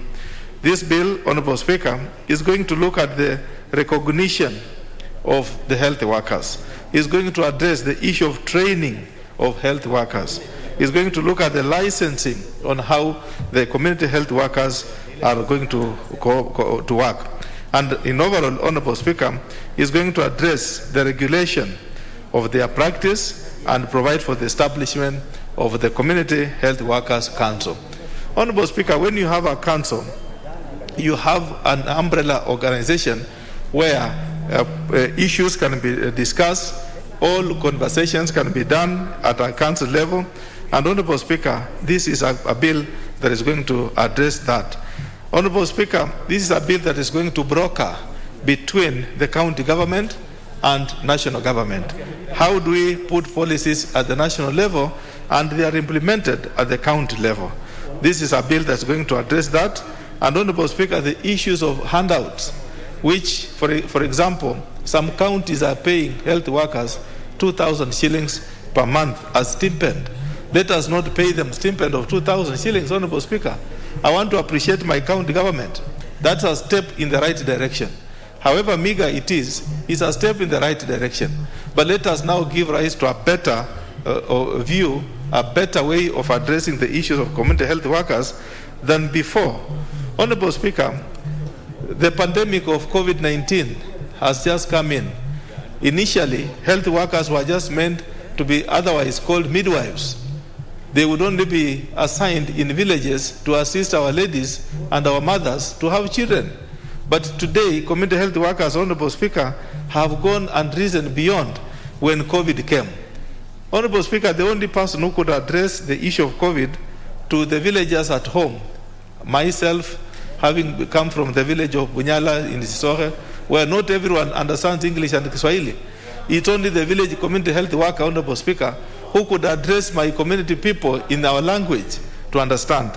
Therefore, they are people who have now lived beyond just being people to support our mothers or our wives to have children, but instead, they are now people who are aiding in terms of helping the community should there be a pandemic. Therefore, Honorable Speaker, this group of workers, since they've now upscaled their responsibility, they need a council to look at them, to address their social well-being. How are they being managed? How are they being administered?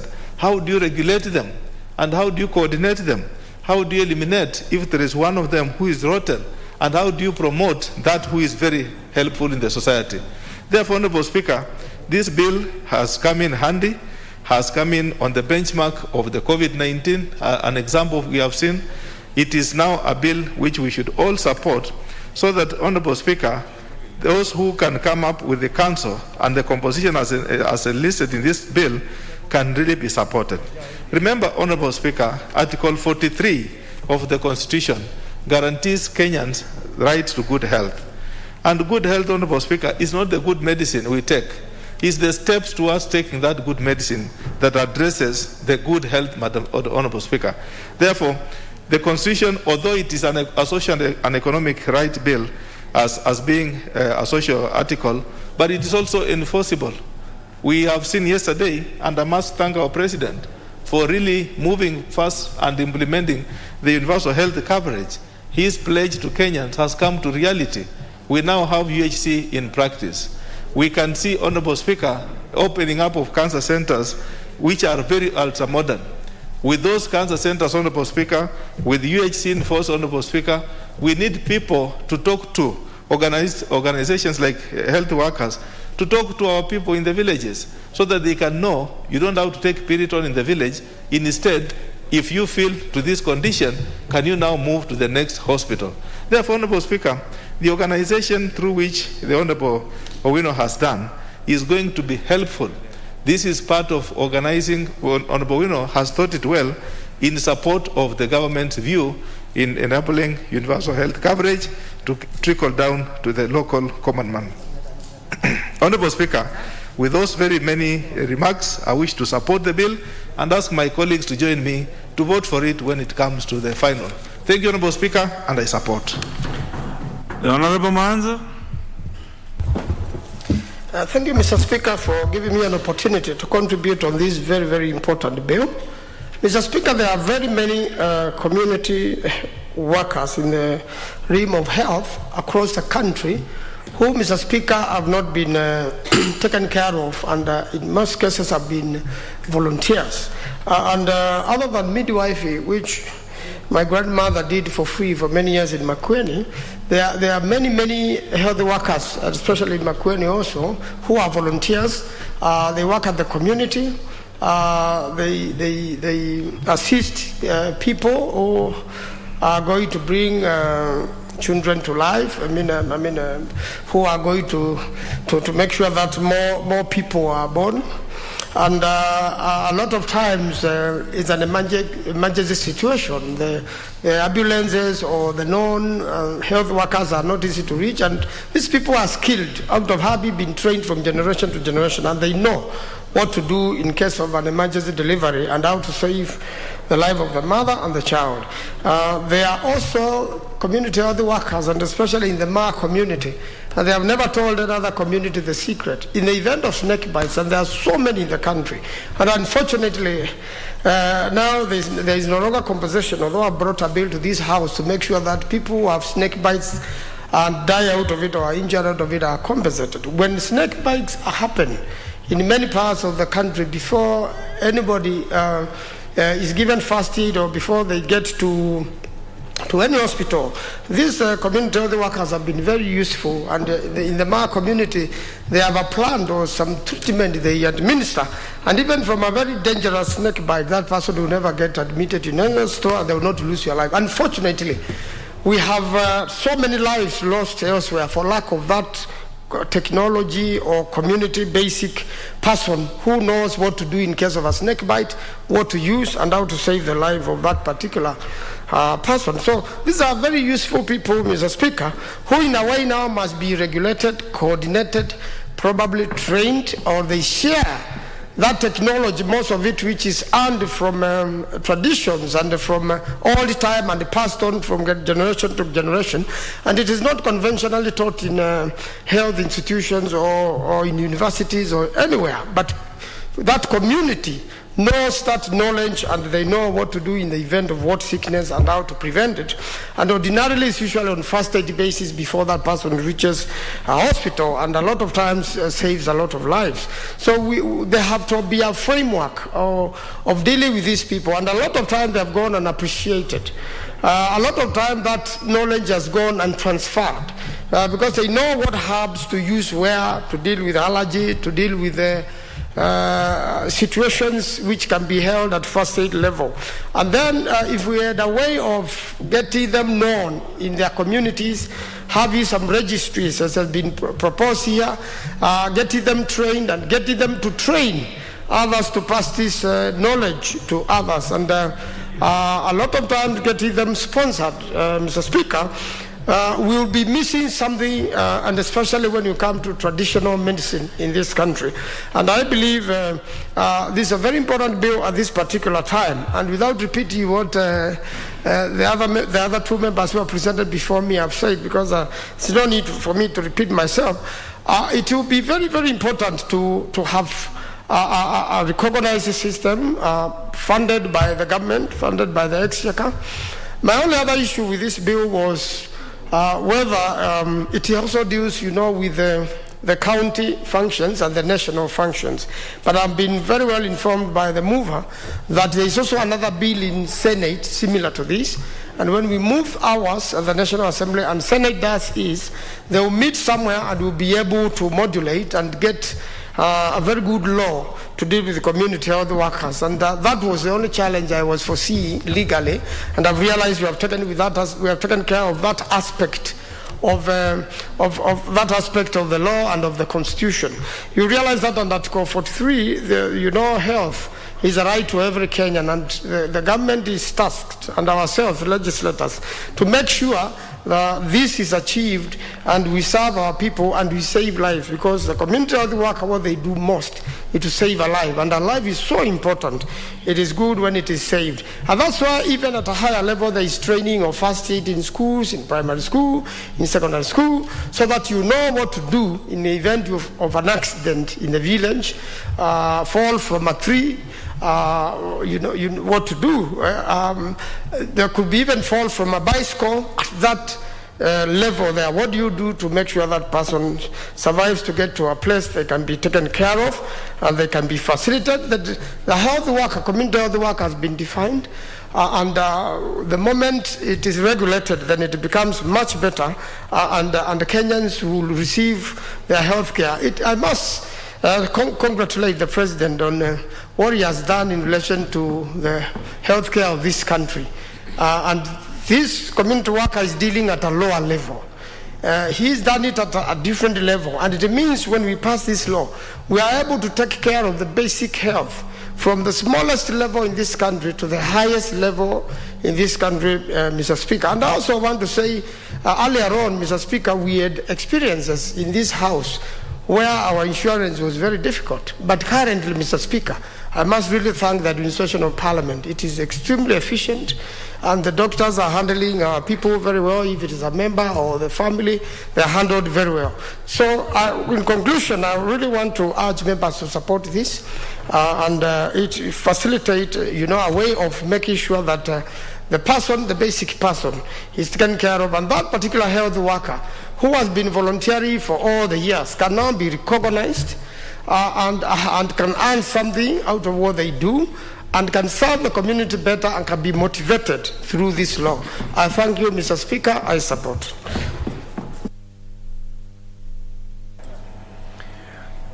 The Honorable Mohammed Sheikh, you are next on my list, but I see you are you're ready. Proceed.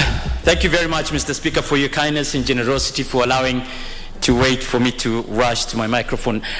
Mr. Speaker, I stand here to support this very, very invaluable bill. I say it invaluable because we cannot put it to scale. The values it's going to add to the healthcare workers.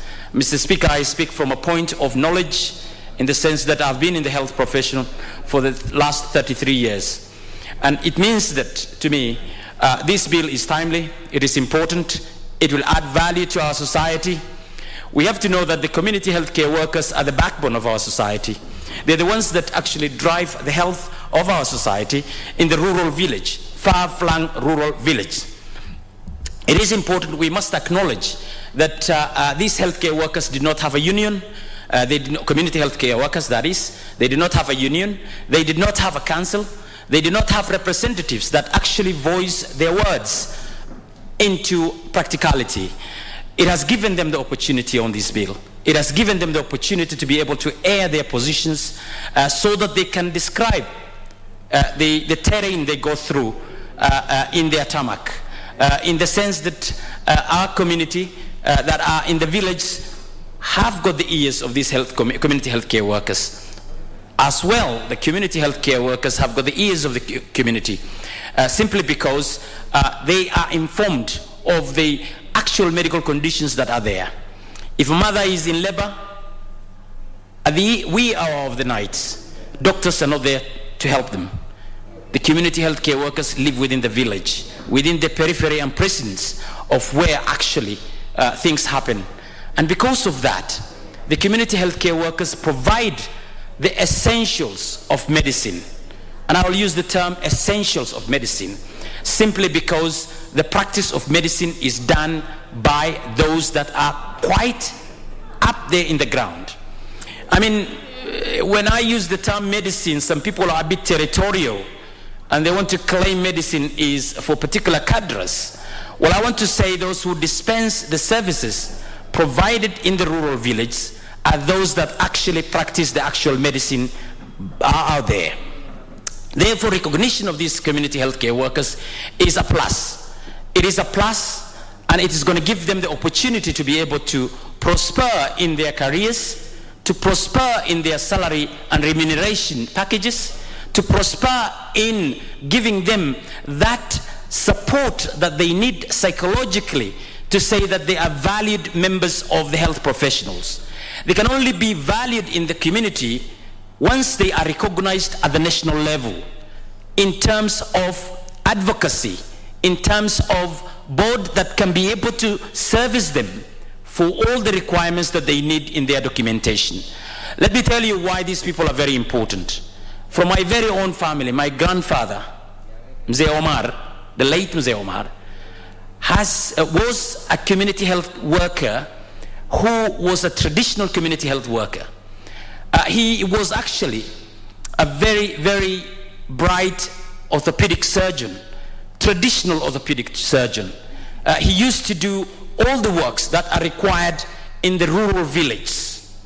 My mother was actually one of the best physiotherapists, traditional physiotherapists, during the times that she used to live in the rural village. She used to provide services to people who are ill in bed and give them that support that they needed when the doctors are not there, when the community healthcare workers, the current community healthcare workers were not there. So traditional community healthcare workers also need to be recognized. That's what I want to add to Dr. Owino's proposal on this bill, to say that traditional healthcare workers or traditional community workers are also the most valuable people, not necessarily those who came through formal education to become community healthcare workers. But I also want to add on to this, that Mr. Speaker, when it comes into advocacy, we always lag behind when the voice is not there at the table where things are discussed and decided in. And that is why the community healthcare workers' situations were lagging. I am a particular beneficiary of the community healthcare workers. The entire immunization that was given to us in our childhood was actually provided by community healthcare workers. For many of them who were volunteers, who were unpaid, and many of them were actually unlettered. When I say unlettered, they were not formally educated, but they had the grasp of it. They had the grasp of it. In one of my chapters in my books on transforming public health in developing countries, community healthcare workers stand out. They stand out simply because of the works that they have done in Pakistan, they have done in Bangladesh, They have done in Nigeria, Ghana. These are the places that I have actually focused on in that chapter. If you look at Ethiopia, before the current crisis, the child mortality was actually has improved so much so that we thought that they are in the first world as well. The reason as to why that has happened is because of community healthcare workers. And that brings me back again to say that they are the backbone of the society. Mr. Speaker, without dwelling this longer on the advocacy of providing a board and a support for the community healthcare workers, I want to say Dr. Owino must be congratulated for actually pushing our committee, as a member of the Health Committee myself as well, to make sure that this has been discussed, taken the public participation it deserves, gone through the process it requires through the committee, and then we came into that decision. The decision we came to support this bill is of a professional decision, of a decision that we as professionals in the healthcare service have provided to say that it is a timely thing for the community healthcare workers. They take care of our level 1 hospital, they take care of our level 3 hospitals, they take care of community health services, that is public health as well, in the community, within the community. And therefore, these are the guardians of our society's health. These are the guardians. And given that they are the guardians, then it gives us the imperative to support anything that is going to support them both professionally and as well as the journey towards progress in their careers. Thank you very much, Mr. Speaker. I do support this bill, and I do ask the rest of my colleagues to support this bill, given that it has come through the minds and the brains, the brighter brains of the professionals that are in the Health Committee. Thank you very much. Well, the Honorable Kamene Joyce, member for Machakos. Thank you, Mr. Speaker, for giving me this opportunity to contribute to this very important bill. I must say, I start by congratulating Honorable Owino for coming up with this wonderful bill, stating that in Machakos, we have community health volunteers, and there's no doubt we have seen the work they are doing in the communities. And with the much effort they have done, and more so during the COVID-19 season, we saw them come in handy. We had our teenage pregnant young girls, and we saw the way these community health volunteers worked and walked with our young girls, and also bringing awareness of the COVID-19 and the regulations, and more so in the funeral places where funerals were taking place, and also in the places where we had events. They came, they stood and carried the sanitizers and also masks, doing their best to ensure that COVID-19 was not spread. And even yet, after the work that we've seen them doing, we are very aware that they are very frustrated lot, and more so in the Machakos County area, where the little that had been promised to be paid have never been paid up to today. You'll find that they have arrears of 2 years. Why is that so? Because there are no regulations. There is no body that recognizes them. And that is why I say this bill comes at a handy and the right time. Congratulations, Mr. Owino. And we are aware, if this bill passes, that there will be clear guidelines. They'll be able to get trainings. They'll also be able to get licenses, and to perform their work will be made easier. So I want to support this bill as fast as yesterday. Thank you, Mr. Speaker. The Honorable Joshua Kutuni, member for Cherengani.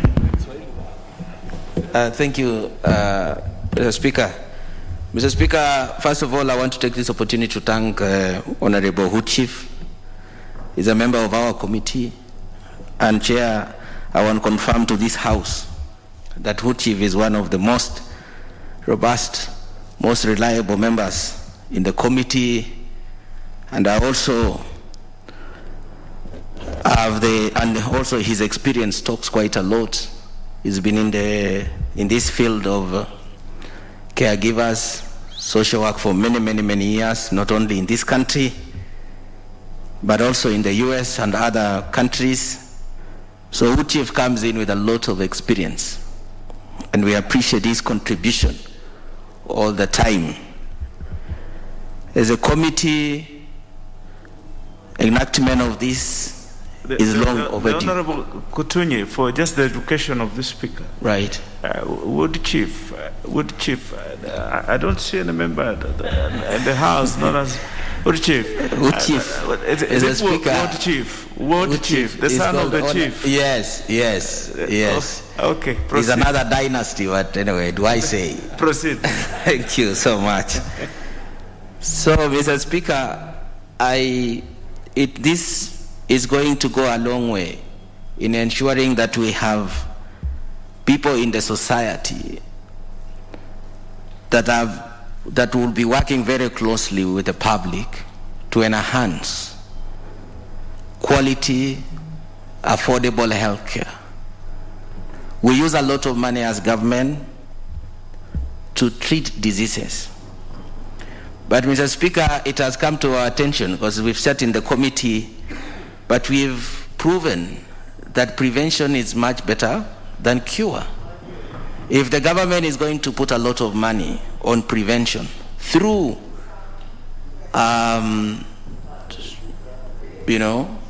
awareness, we are going to eradicate diseases that, if left untreated, the government is going to pay a lot of money.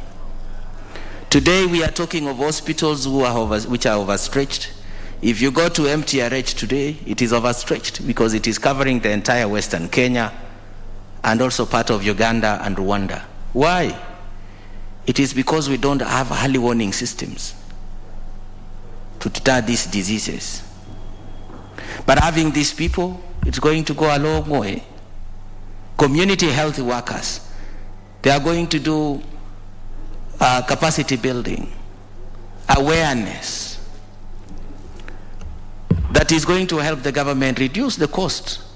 So instead of paying too much through UHC and to the hospitals, it is better to pay these people's salary and cut the cost of treating these diseases in the hospitals. See what has happened even in Kenyatta National Hospital. The same thing. Kenyatta University started just 2 years ago, but it's overstretched already. When we work on the budget, we don't have enough resources to ensure that we give to all these hospitals. So we should not be talking about expansion, but we should be talking about preventive health care. I think that is what is important as a country. What we need to do is how we need to create an enabling environment and an infrastructure where the national government and the county government are going to work closely. So then we ensure that the community health workers are given favorable conditions for working. They should be provided by the materials that are required. Like the way ECD teachers are being paid, why don't we pay community health workers? Because they go hand in hand. Mr. Speaker, so once it is enacted, I think it is also going to come to us again back to the committee where we're going to make sure that we factor in the budget. And I will appeal to the ministry that when they are going to do the itemized budget in the future, we want to see the salaries, remuneration for this. Right now, the government has set aside almost 870 million to pay those workers or to absorb those workers who've been working during this COVID-19, the front workers, First of all, they started with 3 months, 6 months, now 1 year, and then the government seems to going to observe those people. So then they can be part of the workforce to continue fighting against COVID and other diseases. So then we are going to challenge the government. And you see, when the money comes, these people, they are working for the counties. So we don't see any issue that is going to be very difficult from the national government and the county government harmonizing a framework where community health workers are going to be part or integrated to the national workforce. I think that is very important. So I stand here, Chair, to support that instead of expanding many hospitals, I think we need to focus on preventive health care. I think that is very important. So I thank you, Chair. Thank you.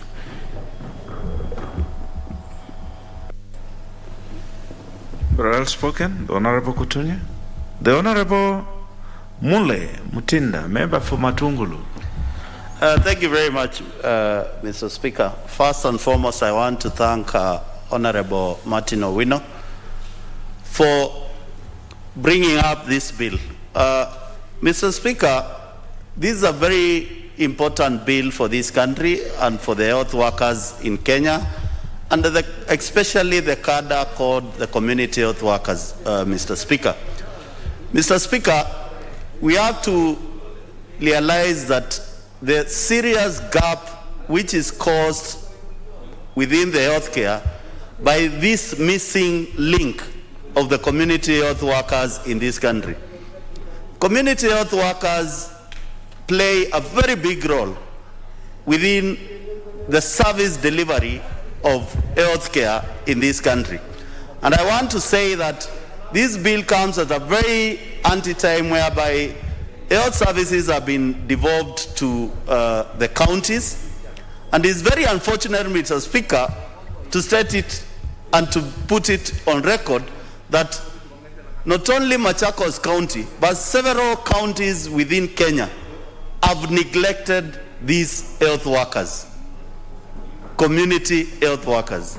And it's a high time as members and representatives of the people and House who were mandated to come up with this legislation to make sure that this gap does not exist anymore, pass this bill in a supersonic speed. Why am I saying we need to pass it in a supersonic speed? Mr. Speaker, in my county, Machakos, we meet these healthy workers, community health workers, in every function we go. But at the end of the day, as a member of parliament or as a leader, you end up looking back on how to make sure that they get transport back home, and when he gets back home, at least he has something on the table. And this is a reality, Mr. Speaker. So, Mr. Speaker, I want to say that as a House, we, through the leadership of this House, Honorable Wangwe is here, can you find a quicker method to fast track this bill so that it can be enacted to law before we start even finalizing the itemized budget for healthcare in this country for this financial year, so that we can take care of these health workers within the budget which will be read in this House, and provide money for them to be paid like any other health worker. It is highly important, Mr. Speaker, that if we fast track this bill, I'm very sure we'll be able to realize universal health coverage in Kenya without looking for any other models to implement the universal health coverage. I want to urge those governors who have the heart of Kenyans within themselves to make sure within their county government they put aside some money to take care of the community health workers. And I know when they come back, they will tell us, oh, you have not passed the legislation, you have not passed the regulations. I want to tell them now, the holiday is over. We are going to push this bill to make sure that they have the regulation required, they have the legislation required, and we take care of Kenyans at the Kanda, whereby those Kenyans who probably God has given them a good health for many years, they can also enjoy the services of these community health workers. Last but not least is that the community health workers require some essential commodities to facilitate them to do their job. These commodities must be factored in this year's budget. Because if we have the staff, we have the community health workers, and we don't have the essential commodities, we call them in the health sector the essential commodities for health workers, whereby they have a bag, they have the gloves, they have Panadols, the basics, whereby they can attend to any case, must be provided by the government, must be provided by the county government, and must be taken care of within the budgets we are making, Mr. Speaker. So I want to say that this is an holistic bill which brings the health thinking in this country in a different format, in a different way, and in a different approach. And I want to urge my colleagues, let's move with speed. We get to the third reading of this bill. As I've urged the leadership of the House, fast track it. We don't have a lot of luxury of time. We fast track it, we go to the third reading, we finish with it, we send it to the President for assent. Because I know by the time we get there, the bill from the Senate will be ready, and it's a matter of harmonizing the two bills and bring it back here. We pass them, and they go to assent. We have attended several meetings with Mr. Owino. We had a meeting on Zoom, which was organized by through the Ministry and Kanko, and he spoke about it at an international level, whereby our colleagues from Canada are shocked that Kenya, we are making a milestone to take care of the missing gap, not only in Kenya, but in the entire world. So I want to thank you, Owino, because we'll go into the books, Guinea Books of Record, of realizing a gap within the health sector and curing it through a legislation. Congratulations. Last but not least, Mr. Speaker, is that the county governments, with all due respect, must, and they need to be put on notice, they must clear their bills with the organization called KEMSA. If you look at KEMSA, is not able to provide the essential commodities required right now, because the counties, they pick goods, commodities from KEMSA, and the counties are not paying. We must be a country whereby we are accountable. The governors who have picked goods from that organization and they have not paid, they are doing a disservice to this country. Because we saw it on the TV the other day, the acting CEO put it very clearly, that they have a bill of almost 7 billion shillings with the counties. I want to suggest this, Mr. Speaker. As we are dealing with the budget for this year, we allow the Ministry of Finance and Treasury to deduct all the pending bills from the county money before they send their money to the counties, so that we can make sure that we restock our reserve for medical services, for medical commodities in this country, and we make sure that we don't get into quagmire of having a warehouse which does not have commodities. Please, governors, can you pay your bills? And this I find it very funny, Mr. Speaker. Most of these county governments, if you look at their pending bills, I don't know what they are thinking of.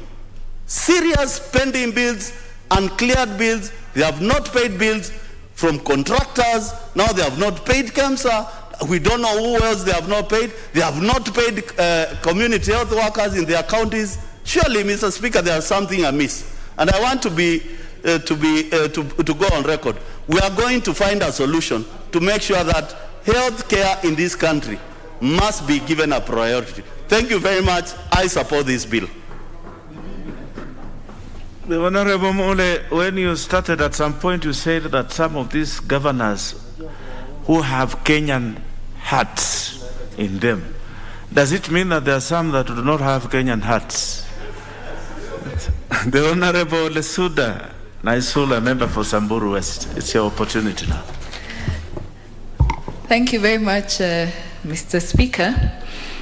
First, I want to take this opportunity to congratulate and to thank my colleague, Honorable Owino, for this very, very significant and important bill, which is going to look at the welfare and how our community health workers work in our country. And just as it has been said by others, we cannot overemphasize the important role and work that the community health workers play in our country. And Mr. Speaker, just from the word community, these are the people who have direct access to the community. They go out of their way to reach the people, even in the remotest areas. I know, for example, in my county, Samburu, and how vast it is, but any other time, you'll always find a community health worker in the remotest village. And they also have a personal touch with the community members, Mr. Speaker. Also, the community health workers are people who actually do follow-up. They follow up on our patients. They follow up also on what was said very importantly by my colleague Honorable Kutun. They even deal with issues to do with prevention, on issues to do with malnutrition, on nutrition, on how our children are fed, and it also helps to reduce issues to do with child mortality, Mr. Speaker. And so we cannot overemphasize on issues to do with the role and the work that the community health workers play in this country. Even when you look at people who have illnesses that need close follow-up, for example, tuberculosis, HIV, they follow up with them and have conversations with them. They even guide them. They ensure that they take their medication and even advise them on the diets that they should take, Mr. Speaker. And so, on the importance of the community health workers, we cannot overemphasize. On the importance of this bill and the importance of it is then to ensure that their welfare is taken care of, that to ensure that they are also in a council. We have seen how the dentist board, we've seen how the doctors and pharmacists and everybody else, but we have forgotten the community health workers. And so, Honorable Wino, this is very important to make sure that we consider and we ensure that the community health workers are then taken care of in our communities. Mr. Speaker, I just want to pick up on an issue, and especially on what has been said about our county governments. And when you asked whether there are some governors who don't have hearts, or in how they what was said, it depends on how they treat people. And especially what has also been said about even the pending bills. There are some who, the pending bills will always go to issues to do with roads because that is where there are kickbacks, and it depends on which contractor you pay and things like that. But when it comes now to serious issues like this one, where there is nowhere where money will exchange hands, we will have difficulty in the implementation of this law, Mr. Speaker. And so that is where we have governors who have hearts, who think of Kenyans and what to do, and there are others who will actually take this very seriously and ensure that immediately it is passed and the regulations are in place, then they will ensure that the money and the implementation of this bill will then be done for the benefit not only of the community health workers, but also the people that the community health workers will be serving in the counties and in the communities, Mr. Speaker. The Honorable Lesuda, and so I suppose the Honorable Lesuda, I have also even heard in other quarters that are those that are even heartless. They don't even have hearts. We wonder what they use to pump blood, But it's a very serious issue, and it is something that, as a country, we have to look at. And this matter, even on pending bills, both at the national level and the county level, it has a human face to it. There are so many Kenyans who are going into depression. We have people who are also committing suicide. There are people who are being auctioned, Mr. Speaker, because of committing their resources to deliver services and work to both national and county government, Mr. Speaker, and they are now left with huge loans and debts to pay and being impoverished. And so it is important that even as we discuss these matters of national importance, we also consider as a parliament, and we'll be looking at it very closely from the budget committee, and even as we look into our budget, on how these pending bills will be taken care of, and also that we will be factoring in important matters like this. And so I want to support overwhelmingly this bill. The Honorable Mwali Ombithi, member for Masinga. Thank you, Mr. Speaker, for this opportunity to be able to air my views on this bill. I want to thank our colleague, Honorable Owino, for this bill. It's a very, very important bill. Community Workers Bill number 2020, which seeks to establish a council for the community health workers. I want to say that this country has got very few health workers, especially the doctors. And the health workers comes very handy because they know every home, they know many, many, many people. If they are called to help, they are available for no fee, and they are not complicated. They don't say, I don't have fuel. They don't say, I don't have money. They go there to help the community that they have been trained to help. And therefore, this council, which is being enacted, we are seeking the enacting,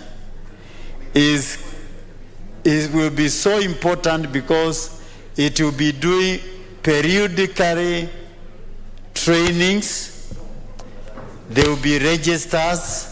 They will be licensed like any other practitioners, and so that they will feel like they are also professionals, not people that are being used for nothing, but people that are being used as professionals. And therefore, I feel this is a very important bill that we need to enact it and pass it so that our people can be helped. We have very few doctors in this country. Maybe one doctor is for 2,000 people. But the health workers are maybe one for maybe 100 people, which will be able to help them even to assist the doctors, to assist the nurses, so that people are not dying anyhowly for lack of attendance in the hospitals. You will find that before a person is attended by the doctor, the health worker has given the first aid. And that first aid is very, very important. Especially in the rural areas, you'll find that one has been bitten by the snakes or by some other animals. But the health workers will be very handy to be able to give that first aid before they reach the hospitals. And that will prevent them even from further injuries, because a first aid has already been provided upon them. And therefore, this council is required so that we have a regulation which can govern them, where they can be airing their views when there is no payment, because nowadays they work for nothing. Last week they called me in my constituency. They met all of them, and they want to take the governor of Machakos to court. And I told them, before you take them to court, can you first of all have a meeting with the MOH, so that we can find a solution before you start going to court. Because even the money for engaging a lawyer, they don't have. So this council will be able to assist them in some of these teething problems, in some of these non-payments, so that they can feel that we are not working for nothing, So I really support this bill, and I pray the government will also be able to see sense in the workers that help the health practitioners to be able to put health in our people, in our communities. With those few remarks, I support. The Honorable Mwalio, the real statistics for doctors to population rate, the last I heard is about 1 to 115,000, not 2,000. 1 to 15,000 Kenyans. We are in trouble. The Honorable Muliunge Mutemi, member for Mwingi Central. Thank you, Mr. Speaker, for this opportunity. I rise to support this bill by Honorable Martin Owino. Mr. Speaker, the Constitution of Kenya 2010 provides that health care is a right for all Kenyans, and that should not be denied because of lack of doctors. Therefore, Mr. Speaker, this bill has come at the right time to support the Constitution 2010, which provides for the right to health care. Mr. Speaker, health care is a very costly affair. Every other day in my constituency, there must be a request for support on health care bills in hospitals and other kind of tests. And Mr. Speaker, because of that costly affair of health care, we have lost a lot of lives. Many people don't get access to good health care, and therefore they die because of lack of health care. Similarly, Mr. Speaker, there are also others who die because of lack of first aid. And first aid, in most of the cases, is not provided by medical doctors. First aid is provided by the person who is closest to you at that particular time of the incident of poor health. And therefore, Mr. Speaker, this bill comes to sort those problems, because community workers are all over. They are all over in the villages, and therefore they are the first contact to the sick people or those who get accidents.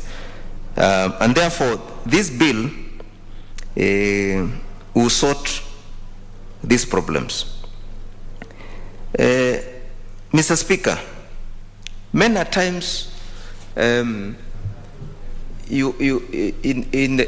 my constituency there are so many fundraisings on health, and they have even become more than school fees, and therefore this thinking is good to sort some of these problems. And I want to take this opportunity to thank His Excellency the President for also thinking louder on healthcare. He has come up with the universal healthcare, which he talks very passionately about it. And if this universal healthcare is achieved, and we also achieve this community health workers bill, then a lot of issues will be sorted out in the healthcare. Mr. Speaker, as you know, all the professionals world over are regulated, starting with doctors, dentists, nurses, pharmacists, lawyers, engineers, architects. They are all regulated. So why on earth were these community health workers discriminated. The Constitution does not allow discrimination. Why were they left out when all these other professionals were being regulated? So I must thank Martin Owino for coming to the rescue of community health workers so that they can be treated equally with the other professionals. And as you know, Mr. Speaker, regulating professionals is good so that the profession is not infiltrated by quacks. So the community health workers, in accordance with this bill, they will then be registered, and will even be knowing how many they hire in Kenya.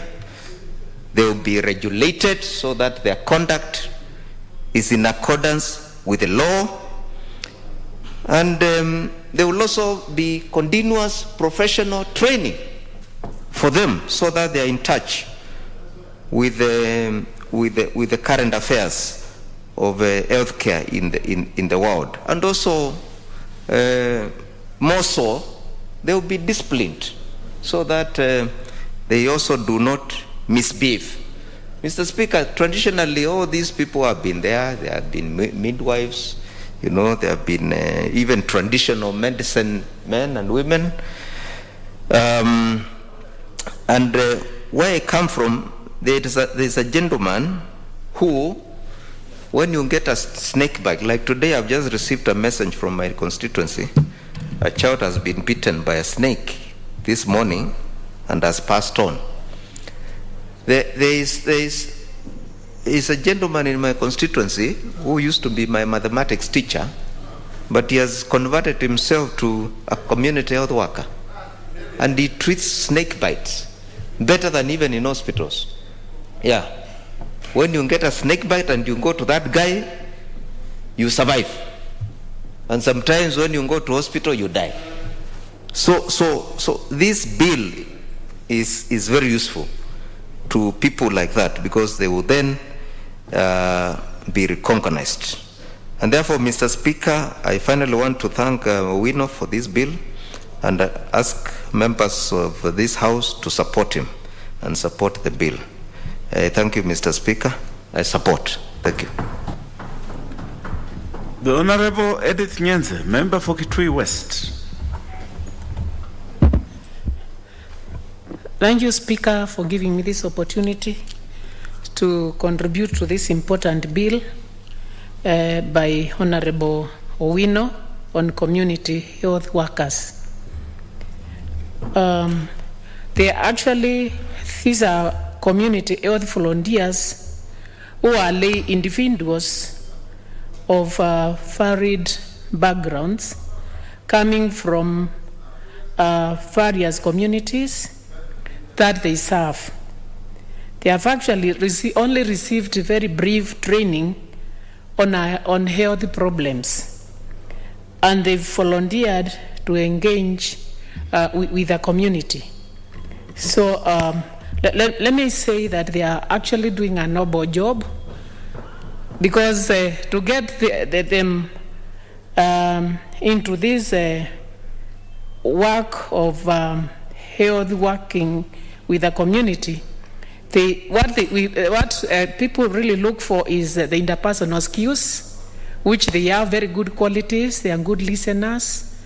They are people who can do counseling. So let me congratulate them for accepting to do this noble job. They are doing this, yet they do not have the necessary tools to do their job, but they do a very good job. They interact closely with the community whom they serve, and most of the times they bring awareness. Actually, all the time they bring awareness to the community, and in doing so, they bridge the gap between the community and also the health facilities, because some of them now are the ones who expose them to the right medication so that they are treated. But these health workers do not have, they actually do not have the necessary skills, they do not have the necessary equipment, and they also lack finances because they are supposed to move from one place to another. They are supposed to actually travel. They also end up in having their clients. They are not even given airtime to reach their clients. And this is very, very wounding to them because they are really ready to work, but they do not have the necessary skills. So, Honorable Owino, let me congratulate you for bringing up this need for the health workers. I remember some of them are also do some interaction with the community. I remember one of the health worker who usually comes to me. It's not one, but many. And this time they come asking for transport, asking for airtime. I remember one of them who actually interacts with HIV patients. And she's also positive herself. And she has a lot of work, and we also do a lot of work. The other time she was telling me of how they do not have the medication. She's the one who is supposed to go and talk to them, encourage them, and so that they do not give up in life. And I remember they were even telling me I should give them some money so that they can buy something for them. And this will make them feel that they are needed in society, that they are loved, because no one cares for them. And then whoever is doing this has no funds, has no financial support from anywhere. So it's very important to have these health workers be regulated, be under a body, even if it's an authority, which would, in the county government, which would actually regulate what they do. They would, in doing so, then they will be trained.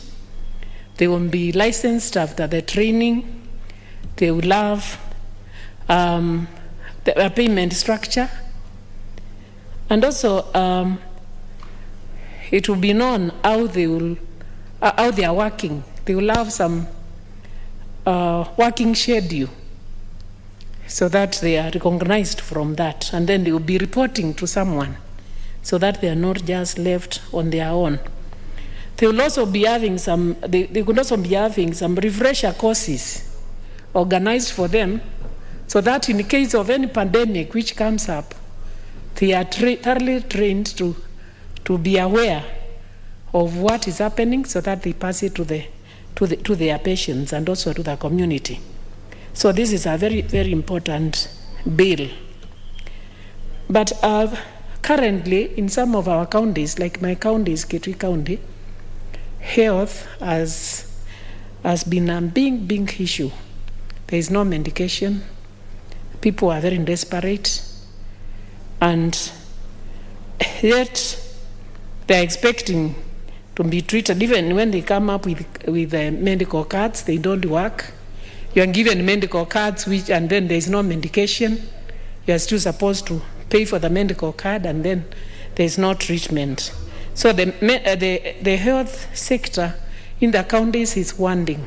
So, Mr. Speaker, I would urge the government to look at it again and know whether it should be a devolved function or whether it could remain at the national level.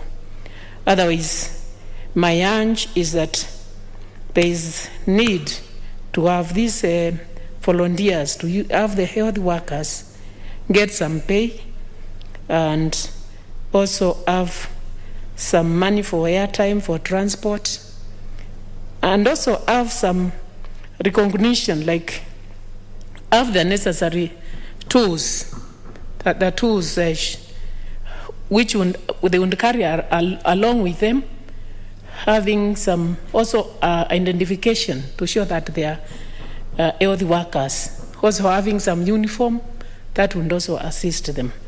So with all that, Mr. Speaker, I support the bill. Thank you. The Honorable Nixon Korir, member for Langata. Thank you, Mr. Speaker. First, I want to thank Honorable Wino for bringing this bill. This is the kind of the bills that we should be giving priority and discussing in this House. Mr. Speaker, the welfare of the community health workers have been ignored for a very long time. And yet they play a big role in our society in terms of bridging the gap between the community and the health facilities. They also play a role in prevention and cure. Mr. Speaker, we interact, especially in Nairobi, with very many community health workers who are working in our informal sector and in our community. They deal with the chronically ill in the community, those who have HIV. They ensure that they get their ARVs. They play an integral role in our health sector. And I think this bill has come at the right time, although it's a bit late, but I think it is the right time now. Mr. Speaker, there is no, just like my colleagues have said, there is no sector in this country that people just work without being recognized by government and being paid or remunerated for the work they have done. And I think the health workers have really suffered in the hands of the county governments, and we must say as it is, Mr. Speaker. And they also lack trainings. As you know, Mr. Speaker, diseases evolved, they mutate, and different trainings are needed to handle different diseases, and the case in point is the COVID. And these health workers have been volunteering despite the lack of equipment, lack of facilities and facilitation, and they have been volunteering in the community, and I think they deserve a thumbs up. And the proper thumbs up is ensuring that they are recognized, they are registered, they are trained, they have a representation in terms of a council that can represent them when they have issues, and proper recognition in law. And because they are the first reference from when you go to our ghettos, Mr. Speaker, most of the people don't even know where the health facilities are. The first person they call is a community health worker, and they go there without asking for any money. And I think it is only proper that we support this bill so that we can be able to once and for all deal with this issue and recognize our community health workers. And there are many, Mr. Speaker. What they just need is proper training, licensing, and clearly indicating their roles in whatever they do, and so that they cannot be misused and abused, Mr. Speaker, because for a very long time they were referred to volunteers, and I'm happy that now they are referred to community health workers, not community health volunteers. So while so many people are volunteering in different sectors, I think this is a very big sector. As you understand, many Kenyans have sold property. They have sold all whatever they have just to cure their family members. Many Kenyans die of curable diseases because the sector is not properly aligned and it is not properly supported. And the first support that we need to give is the community health workers. And I support this bill. It is unfortunate.